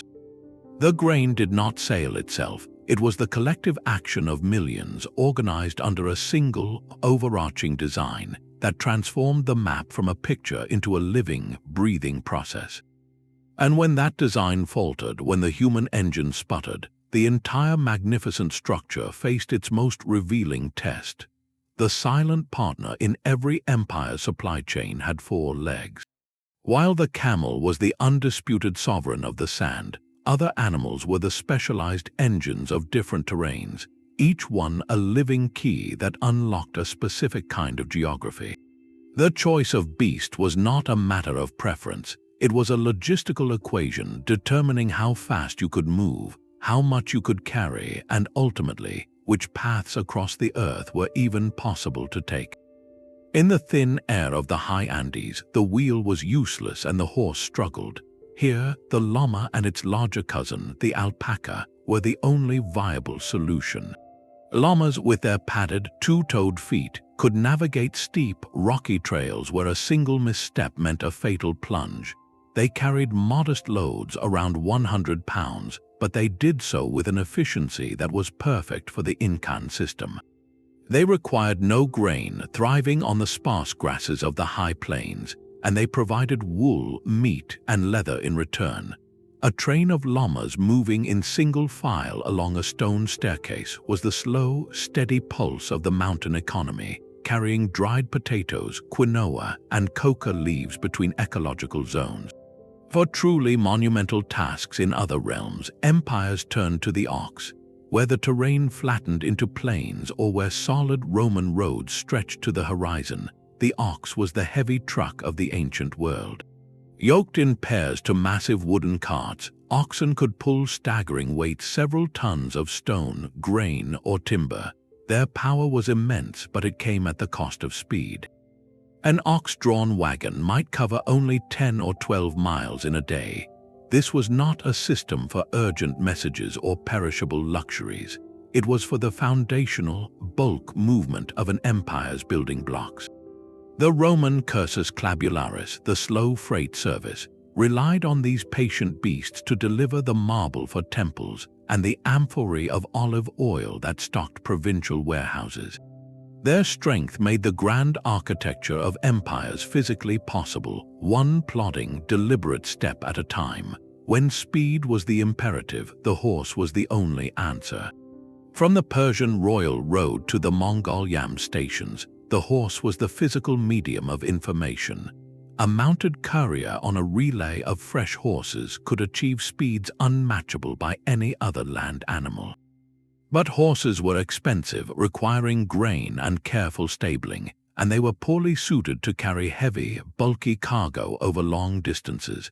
Their role was specialized to move people, light goods, and most critically, commands. The choice between ox and horse was the choice between mass and velocity, between building an empire and commanding it. And then there were the giants. In the forests and plains of South Asia, the elephant was the ultimate specialist, a living piece of military engineering. No animal could match its raw power for certain tasks. An elephant could crash through dense jungle impenetrable to carts, ford deep rivers, and carry howdahs bearing archers or commanders for a towering view of the battlefield. Their most famous logistical role, however, was in siege warfare and construction. They could haul and position the massive timbers used for battering rams or siege towers. In times of peace, they were employed to move enormous tree trunks for palace building or to clear land. But their utility came with immense cost. An elephant consumes hundreds of pounds of food and gallons of water each day, tying any operation to a nearby and abundant source of forage. They were not for everyday transport, but for the exceptional moment when only overwhelming force would do. Each animal, then, was a tool that shaped the route itself. You did not take a cart of oxen over a mountain pass, you sent a train of llamas. You did not send a fragile dhow laden with elephants across the open ocean. You used ships designed for the purpose. The biology of the beast dictated the map. The need for grazing and water determined where roads could go and where way stations had to be built. This intimate partnership between human ambition and animal capability built the world. It was a silent, enduring collaboration that carried civilizations on its back from the deepest desert to the highest peak. The most brilliant supply chain in the world carried a fatal flaw: its own success. For every empire that stretched its logistical threads across continents, there was a moment when those threads grew too thin, when a single snag could unravel everything. The consequences of a broken chain were never minor. They cascaded from a missed shipment into military catastrophe, from a blocked pass into famine, and from a severed route into the silent collapse of entire civilizations. This was the dark mirror of logistical genius, where the systems built to sustain power became the very instruments of its dissolution. We can see this starkly in the dust of a Mesopotamian desert. In the year 53 before the Common Era, the Roman general Marcus Licinius Crassus led a massive army into the territory of the Parthian Empire, hungry for the military glory that had eluded him. His force was formidable, but it was built for the temperate landscapes of Europe. As he pushed eastward beyond the Euphrates River, the environment changed. The open plains gave way to an arid, featureless expanse under a blistering sun. Crassus had extended his supply lines over hundreds of miles into a desert, a terrain for which his logistics were utterly unprepared. His army relied on a long, vulnerable train of wagons for food and water, moving slowly across ground that offered no sustenance. The Parthians, masters of the desert, understood this weakness perfectly. They refused a direct battle. Instead, their mobile horse archers encircled the Roman legions, using the open space to their advantage. They harassed the slow-moving column, picking off stragglers and, most critically, cutting Crassus off from his supply train and from sources of water. The Roman soldiers, weighed down by heavy armor and parched under the sun, could not close with their faster enemies. They were immobilized not by walls but by thirst and isolation. The Battle of Carrhae was not lost in a clash of infantry lines. It was lost in the planning stages when the arrogance of conquest met the unforgiving arithmetic of desert logistics. A supply line stretched beyond its capacity is not a line at all. It is a noose. Sometimes the collapse was not a dramatic battle, but a slow, silent unraveling. For centuries, the Maya city-states of Central America thrived in a delicate balance with their rainforest environment. Their power was built on a network of trade routes connecting highland and lowland regions, exchanging essential goods like obsidian for tools, jade for ceremony, and perhaps most importantly, salt and maize. This network was their supply chain, and it depended on stability, both political and environmental. Research suggests that by the 9th century, a combination of severe, prolonged drought and intensive land management practices may have triggered a crisis. As harvests repeatedly failed, the fundamental contract between a city's rulers and its people, the provision of food and goods, began to break down. Trade routes that carried life-sustaining resources could have been disrupted by conflict over dwindling water sources or by the collapse of partner cities. A city like Tikal, which relied on imports from elsewhere, would have found its warehouses empty and its authority hollow. The intricate system of reciprocity and exchange that held Maya society together frayed. The result was not a single invasion, but a gradual fragmentation. One by one, the great ceremonial centers were abandoned, their populations dispersing back into the forest. The stones of their pyramids did not fall to an enemy army. They were slowly reclaimed by roots as the logistical web that sustained them dissolved from within. These failures reveal the three great vulnerabilities inherent in every ancient supply chain. First, overreach. An empire could simply extend its lines of communication and supply beyond the point where they could be reliably defended or maintained. The further a Roman legion marched from its secure granaries, the more it depended on foraging or vulnerable wagon trains, and the more it risked a carry. Second, environmental change. A shift in climate patterns, a decades-long drought, a change in monsoon timing, could render entire logistical strategies obsolete.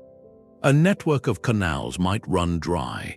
A mountain pass might remain snowed shut for longer each year. The carefully calibrated balance between population and carried resources would tip into deficit. And third, infrastructure decay. Roads, bridges, and warehouses required constant, expensive maintenance. A period of weak central authority, economic decline, or civil war could lead to neglect. A washed-out bridge on a critical pass could isolate a province for a season, cutting off tax revenue and military support. If not repaired, that seasonal isolation could become permanent separation. The ultimate consequence was always the same, the fragmentation of imperial space. When the flow of goods, information, and soldiers slowed or stopped, the periphery stopped listening to the center. A provincial governor, unable to receive orders or pay his troops from the central treasury, would necessarily look to local resources and local loyalties. What began as a logistical breakdown hardened into political independence. The unified map of the empire would crack along the very fault lines of its old supply routes as those routes ceased to function. This was the paradox. The systems that enabled unity were so central to power that their failure inevitably produced disintegration. To understand the fall of empires, then, we must often look not first to the battlefield, but to the warehouse, the road, and the changing sky. The true end often began with a quiet crisis of distribution, a tremor in the network that amplified until the whole structure came down, and in the wake of such collapses, the legacy of these systems did not vanish. It was inherited, adapted, and often improved upon by the powers that rose next. Imperial power flowed along channels it did not always dig. The grand highways and official supply routes we have mapped were often just the final, formal version of a much older story. Beneath the stone-paved Roman road or the stamped decree of a Mongol Khan lay a hidden foundation, the intricate, local knowledge of the people who had always lived there. An empire's logistical genius was not always invention. It was often recognition, the shrewd ability to see a working system and plug into it, to graft its central command onto the deep roots of indigenous networks. This was not a one-way imposition of order, but a complex negotiation, a fusion of top-down ambition and bottom-up wisdom. The most resilient supply chains were those that listened to the land through the voices of those who knew it best. Consider the Roman advance into Gaul and Britannia. Before the legions arrived with their straight-edge surveying tools, the Celtic tribes had already woven the landscape together with a web of paths and trackways. These were not engineered roads, but organic routes following ridgelines for visibility, river valleys for water, and avoiding dense forests and marshes. They connected hill forts, sacred groves, and seasonal pastures. When Roman engineers began plotting their famous straight highways, they were not drawing on a blank slate. Military scouts and local guides would have pointed out these existing corridors, the easiest passes through mountains, the most reliable fording points across rivers, the locations of known springs.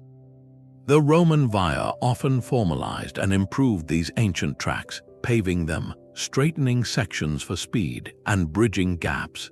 But its route was frequently dictated by geography that local people had understood for generations. The empire provided the cement and the legionary labor, but the original map was often drawn by feet that had walked the land for centuries. This principle of adaptation reached its zenith under the Mongols. Their empire exploded across the Silk Road not by destroying its commercial life, but by securing it. The Mongols were pastoral nomads, masters of the steppe, but they were pragmatic about the complexities of long-distance trade. They did not have a deep bureaucratic tradition to manage the flow of spices, silks, and silver, so they did something remarkably intelligent. They recruited the experts. They actively protected and promoted the very merchant classes whose caravans moved along the routes they now controlled. Muslim and Uyghur merchants from Central Asia became vital administrators, tax farmers, and financiers for the Mongol Khans. These individuals brought their generational knowledge of exchange rates, commodity values, and the personal networks of trust that spanned from Baghdad to Beijing. The Mongol Pax provided the blanket of security, suppressing banditry and standardizing laws. The merchants provided the commercial nervous system that made that peace profitable. The supply chain here was a partnership. The empire offered force and stability from the top down. The local networks offered the granular, practical knowledge to make wealth flow from the ground up. This reliance on indigenous knowledge was most absolute when it came to the environment itself. No imperial decree could change the timing of the monsoon or the location of a hidden desert well. This information lived in oral traditions, in songs, in the memory of elders and the practiced eyes of guides. The success of the Trans-Saharan caravans depended entirely on the Tuareg and Berber navigators who could read the stars by name, identify safe paths by the texture of the sand, and find water where a stranger saw only endless dunes. An empire could build a fort around an oasis, but it could not create the oasis, nor could it safely lead a caravan to it without the people who carried the desert's secrets in their minds. Similarly, in the Andes, the Inca chasqui runners sprinting along the Royal Road were not following an abstract imperial diagram. They were sprinting along paths that often followed pre-Inca trade and pilgrimage routes, paths that reflected millennia of human movement adapting to the mountain's logic. The Inca state organized, paved, and institutionalized these routes, but the initial intelligence of where the path could go, along a manageable gradient, past a reliable water source, was born from local, ancestral experience. This fusion created a powerful hybrid system.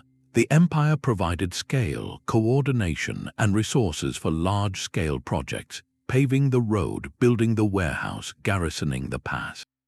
The local network provided the essential place-based wisdom, the when, the where, and the how of moving through a specific landscape. It was a bargain. Local communities might gain access to wider markets, military protection, or the prestige of connection to a great power. The empire gained a functional, efficient supply chain without having to rediscover fundamental truths about the world it now ruled. The system's strength was its diversity of knowledge, but this also reveals a subtle vulnerability. When an empire became too rigid, too dismissive of that local intelligence, it risked disaster. A governor who ignored warnings about seasonal floods might see his granaries washed away. A general who forced his army onto a route his local scouts advised against might march into a trap or a wasteland. The most effective logistical minds in history were those who understood that maps were not just drawn in palaces. They were written in the landscape itself, and you needed the right guides to read them. This delicate dance between central command and local adaptation was the true engine of imperial connection, a reminder that even the mightiest structures were built upon a foundation of inherited wisdom. That hidden foundation of local knowledge came with a price tag. Every stone of a paved road, every sack of grain in a state warehouse, and every fresh horse in a relay station represented an enormous financial decision. The logistical networks we have described were not just feats of engineering. They were colossal investments, and their construction and upkeep required a river of silver flowing steadily into the imperial treasury. An empire's reach was ultimately measured by its fiscal health, its ability to turn wealth into infrastructure and infrastructure back into more wealth. This was a constant, high-stakes calculation. The first and most relentless source of that river was taxation. To build a road across a desert, you first had to extract the value from the land it would connect. Empires developed sophisticated systems to capture this wealth. Rome relied on a mix of direct taxes on land and persons, and indirect customs duties, the portoria, levied on goods moving across provincial borders or into ports. The Han dynasty in China implemented the well-field system, and later the head tax, meticulously registering households to ensure no one escaped their fiscal duty. This revenue did not sit in a vault. It was immediately converted into logistical capability. The salaries of the surveyors plotting the road, the wages of the soldiers guarding it, and the cost of the stone itself, all were paid from the taxes collected from the provinces the road was meant to control. It was a circular flow. Taxation funded the system that enabled further taxation. For conquered regions, the burden often came as tribute, a more direct transfer of wealth. A subdued kingdom might be required to send annual shipments of specific goods, precious metals, timber, or exotic animals directly to the imperial core. The Aztec Triple Alliance perfected this with its far-reaching tributary network. Conquered city-states across Mesoamerica were assigned specific quotas, so many bales of cotton, so many military uniforms, so many jade beads.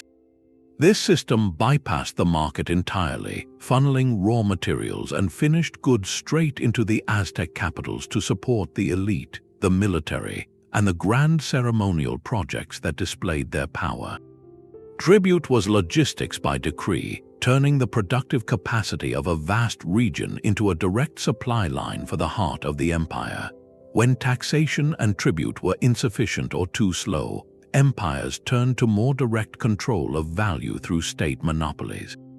By claiming exclusive rights to produce or sell a high-demand commodity, a government could capture all the profits. The most famous examples are the Han Dynasty monopolies on salt and iron. Salt was a biological necessity for preserving food and maintaining health.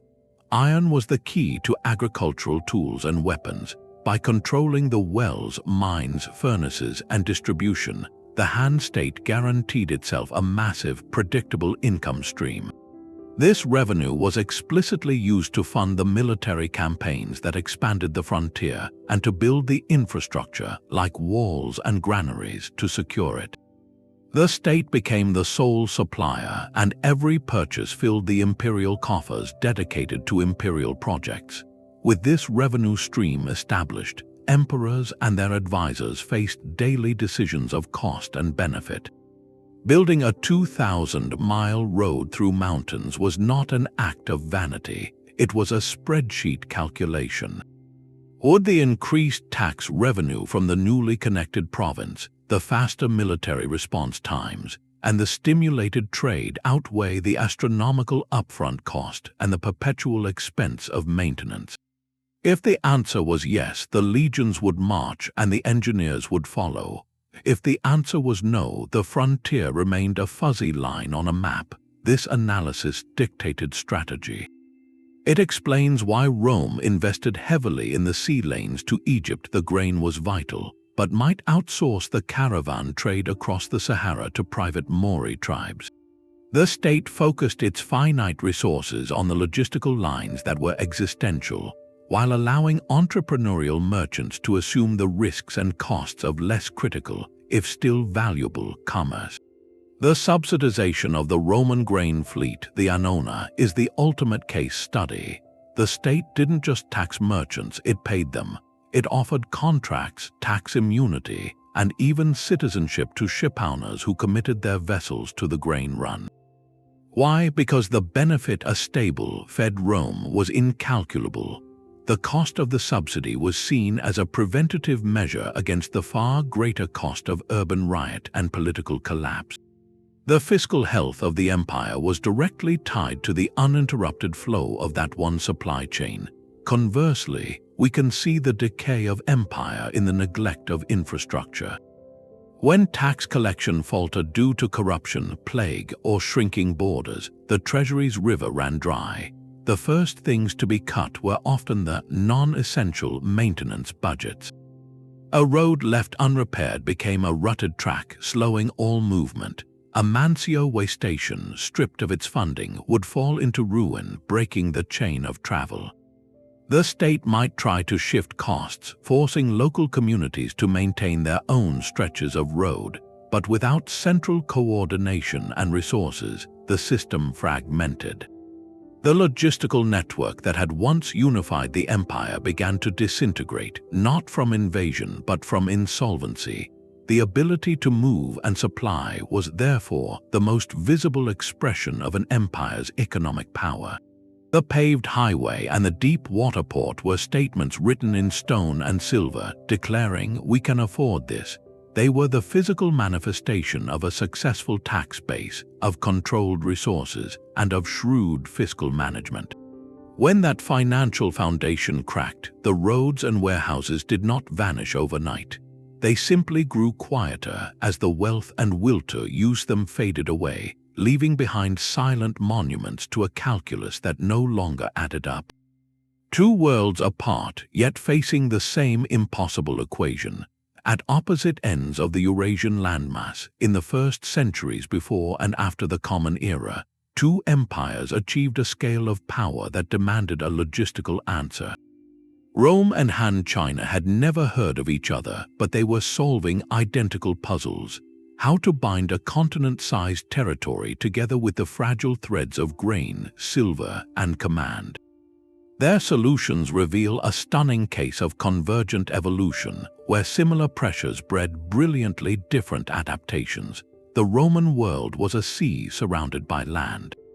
Its lifeblood was the Mediterranean, which the Romans called Mare Nostrum, our sea. Their primary logistical network was a maritime one. The heavy lifting of empire, the grain that fed Rome itself, came across the water from Egypt and North Africa on fleets of sturdy ships. This reliance on the sea shaped everything. Their roads, while legendary, often served to connect inland provinces to these vital ports. A Roman road was a line drawn with a ruler, a statement of direct control meant to move legions swiftly to crush a rebellion or to a coastline where a ship awaited. It was a system of spokes radiating from a central hub with the Mediterranean as its wet, circular core. The Han Empire, by contrast, was a land surrounded by barriers.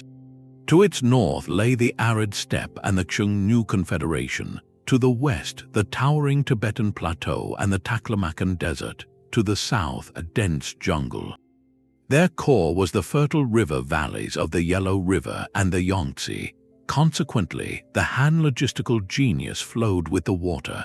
Their masterstroke was not a road but a canal, the nascent beginnings of what would become the Grand Canal. They engineered this artificial river to connect the north and south, moving the rice surpluses of the humid Yangtze Basin to the political and military centers of the drier north. Where Rome used the sea, Han China created a canal. Their mountain passes and the emerging Silk Road land routes handled luxury goods and diplomacy, but the bulk calories traveled on inland waterways, a network of natural and man-made rivers that functioned like a hydraulic conveyor belt for imperial power. Yet for all these differences in geography, their administrative solutions converged with striking similarity. Both empires understood that trust required uniformity. Rome minted the denarius, a silver coin whose image and purity were guaranteed from Britain to Syria. The Han, after unifying the warring states, abolished the old shell, knife, and spade money, imposing the standard round coin with a square hole, the ban liang.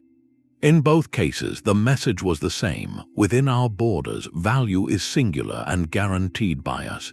This created a common economic language that made taxation predictable and trade across vast distances possible. Both also knew that surplus must be banked against scarcity.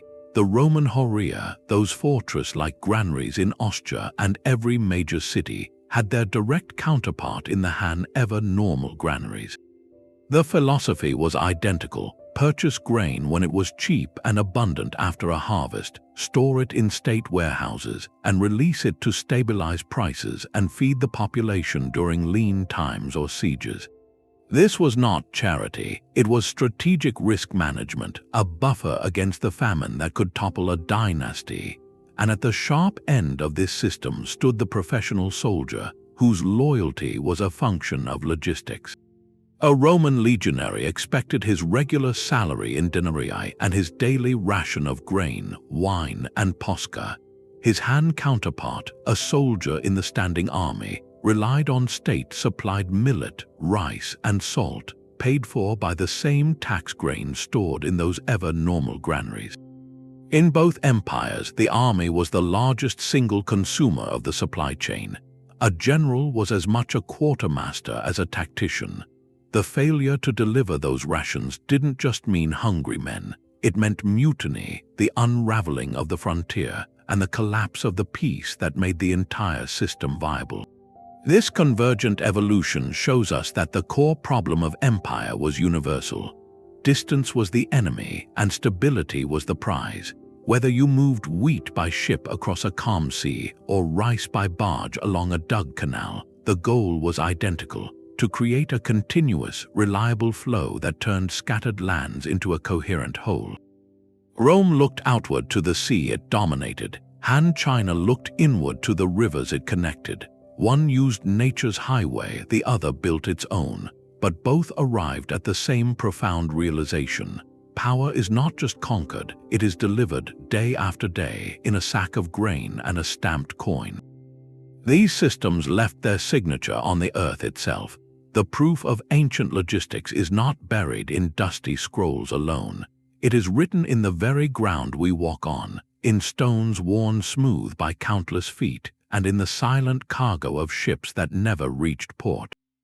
To understand the scale of these networks, we must become detectives of the landscape, reading the clues left behind in crumbling walls and sunken hulls. The most obvious traces are the roads themselves. In some places, you can still walk on the original paving stones of a Roman highway, like the Via Appia. Its large, flat basalt blocks laid so precisely that they have survived 2,000 years of weather and wear. The ruts worn into the stone by iron-rimmed wheels are not flaws. They are records of traffic density, a permanent imprint of the relentless flow the road was built to carry. In the Andes, the Qhapaq Ñan is often still the only viable path through a remote mountain valley, its stone staircases and retaining walls so well engineered that local farmers use them today. These are not ruins in the traditional sense, they are infrastructure that never stopped working. Then there are the nodes in the network, the way stations that gave the road its rhythm. Across the Syrian desert, you can find the lonely, square outlines of a Roman mansio, its walls now just knee-high. Standing inside its perimeter, you are standing in a blueprint of imperial calculation. The size of the compound tells you how many animals it could stable. The presence of a deep, stone-lined well speaks of a vital resource secured and guarded. In the Sinai, the ruins of a Nabatean caravanserai sit astride an ancient incense route. Its layout is a script for survival, a large central courtyard for unloading camels, small rooms for merchants to sleep, and high, windowless walls for defense against raiders. Each stone was placed to fulfill a function in the grand system of movement. Sometimes the evidence comes from a single, catastrophic moment, frozen in time. Off the coast of Turkey lies the Uluburun shipwreck, a merchant vessel that sank in the late 14th century before the Common Era. When archaeologists carefully excavated its remains, they found not a ship, but a floating snapshot of Bronze Age trade. The hull contained 10 tons of copper ingots from Cyprus, a ton of tin likely from Afghanistan, ebony logs from Egypt, ivory from elephant tusks, glass ingots from Mesopotamia, and amber from the Baltic. This one vessel was a microcosm of a globalized supply chain, carrying raw materials from at least 7 different cultures across the Mediterranean. Its cargo manifest, written in objects, shows us that these complex networks of exchange were operating over 3,000 years ago. For the mundane, daily flow of goods, we look to smaller, quieter artifacts. A broken piece of pottery, an ostracan, was often the scrap paper of the ancient world. In Egypt, these shards were used as tax receipts, warehouse inventories, and shipping labels. One might be inscribed with a simple notation, 20 jars of olive oil from the estate of Marcus, shipped to the garrison at Luxor. Another might record the payment of a toll for bringing a cartload of grain through a city gate. These fragments are the individual data points that, when collected, let historians chart the volume and direction of trade. Similarly, a hoard of coins buried in a panic and never retrieved does more than showcase wealth. The mix of coins in the hoard, Roman denarii alongside local Celtic issues, maps the reach of monetary systems and the intersection of economies. Even the humble amphora, the clay jar used to transport everything from wine to fish sauce, is a powerful tracer. Different regions produced amphorae with distinct shapes, fabrics, and stamps. An archaeologist finding a Spanish olive oil amphora in the soil of Roman London can trace a line across a map from an Andalusian orchard to a British dinner table. By counting and mapping these ceramic fragments, scholars can visualize trade routes as vividly as with any modern satellite data. The pottery sherd is the individual pixel, the emerging pattern is the picture of an empire's consumption. These physical traces transform our understanding from theory into tangible reality. We are not just reading that the Incas had storehouses, we are measuring the storage capacity of a restored tambo, calculating how many soldiers it could feed for how many days, and grasping the practical military planning behind it. We are not just told the Silk Road existed. We are holding a Chinese silk fragment found in a 2,000-year-old Celtic chieftain's grave in Germany, feeling the direct, fragile connection between two impossibly distant worlds. The archaeology does not simply confirm the historical record. It fills it with weight, distance, and texture. It turns the abstract concept of a supply chain into something you can touch: a worn stone step, a water-smoothed ingot, a potsherd with a clerk's hurried note. In these silent objects, the whispers of the past become a chorus, singing of camels in the night, runners on a mountain trail, and the creak of a ship's rigging under a star-filled sky, all moving to the relentless rhythm of empire. The very roads that carried silk and silver also carried an invisible, lethal passenger. For all their genius in moving goods, ancient empires inadvertently engineered the perfect highway for something they could not control: disease. A bustling Silk Road caravanserai was not just a market of languages and goods. It was a grand exchange of microbes. Travelers from distant lands brought with them the unique pathogens of their home regions, to which local populations had no immunity. The close quarters of an inn, the shared water source at a desert well, the very sacks of grain traded between merchants all became vectors for transmission on a continental scale. This was the dark, unintended consequence of connection, a biological echo of the supply chains that made empires rich. The most documented example is the Antonine Plague, which swept through the Roman Empire in the 2nd century of the Common Era. Historians believe it was likely smallpox or measles, brought back by legions campaigning in the Near East, or, more tellingly, by merchants traveling the trade routes from the east.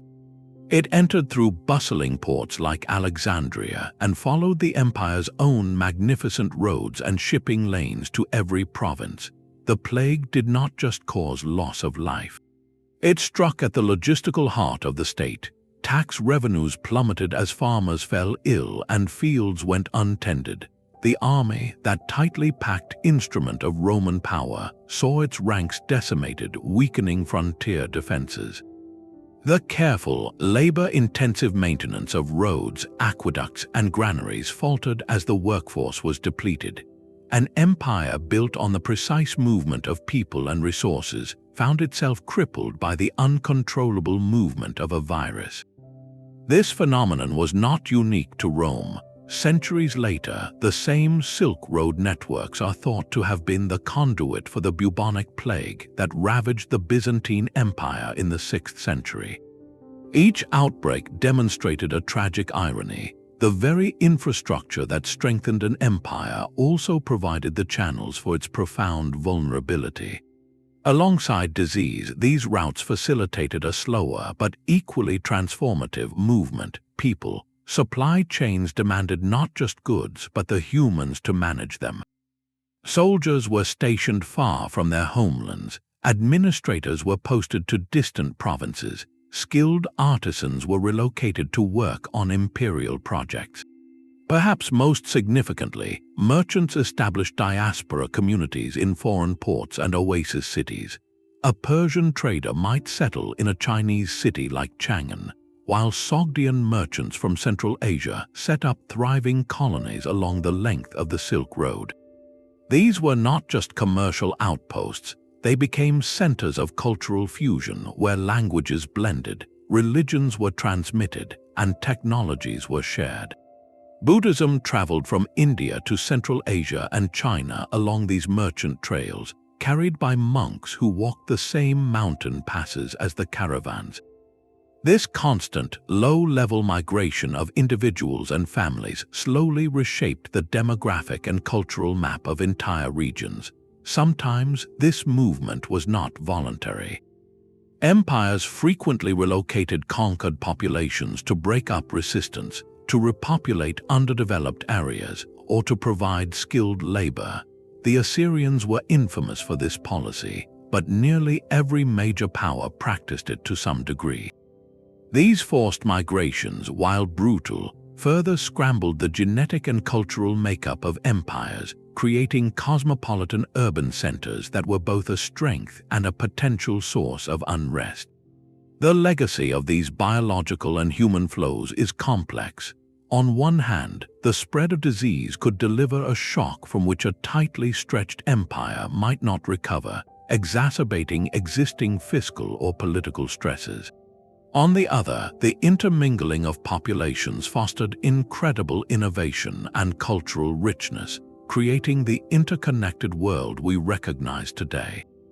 The supply chain, therefore, was never a neutral tool.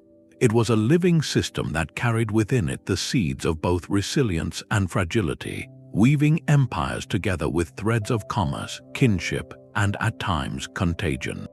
The true legacy of these empires is not just in the lands they took, but in the lines they drew. Conquest could create a territory on a map, but only logistics could make it a functioning part of a living whole. Power was not declared from a throne. It was delivered mile by grueling mile in the rhythm of a camel's gait, the steady pace of a runner on a stone stairway, and the groan of a ship's hull heavy with grain. The story we have traced through sand, stone, and sea reveals a single, unifying truth. Ancient imperial might was at its core a monumental exercise in supply chain management. Every triumph and every collapse was ultimately a story of flow and friction, of a network succeeding or failing to meet the relentless demand of its own creation. The strategies were as diverse as the landscapes they conquered. In the desert, empires mastered the art of the oasis, creating chains of artificial lifelines and relying on the biological marvel of the camel and the irreplaceable knowledge of local guides. In the mountains, they engineered vertical roads and storehouses, and in the case of the Incas, a human relay system that turned rugged terrain into an information superhighway. On the sea, they built not just ships, but entire engineered coastlines, ports, lighthouses, and warehouses while learning to read the scheduled winds of the monsoons. These were not separate achievements. They were all facets of the same adaptive genius, a blend of technology, infrastructure, meticulous administration, and, crucially, a willingness to learn from and integrate local wisdom. The Persian courier, the Roman quartermaster, and the Inca road builder were all solving the same equation, just with different variables. The echoes of their solutions are all around us today.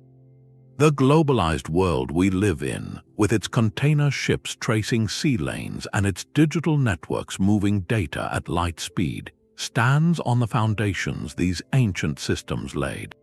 They pioneered the concepts of standardized weights, currency for trust across distance, and the hub-and-spoke model of distribution.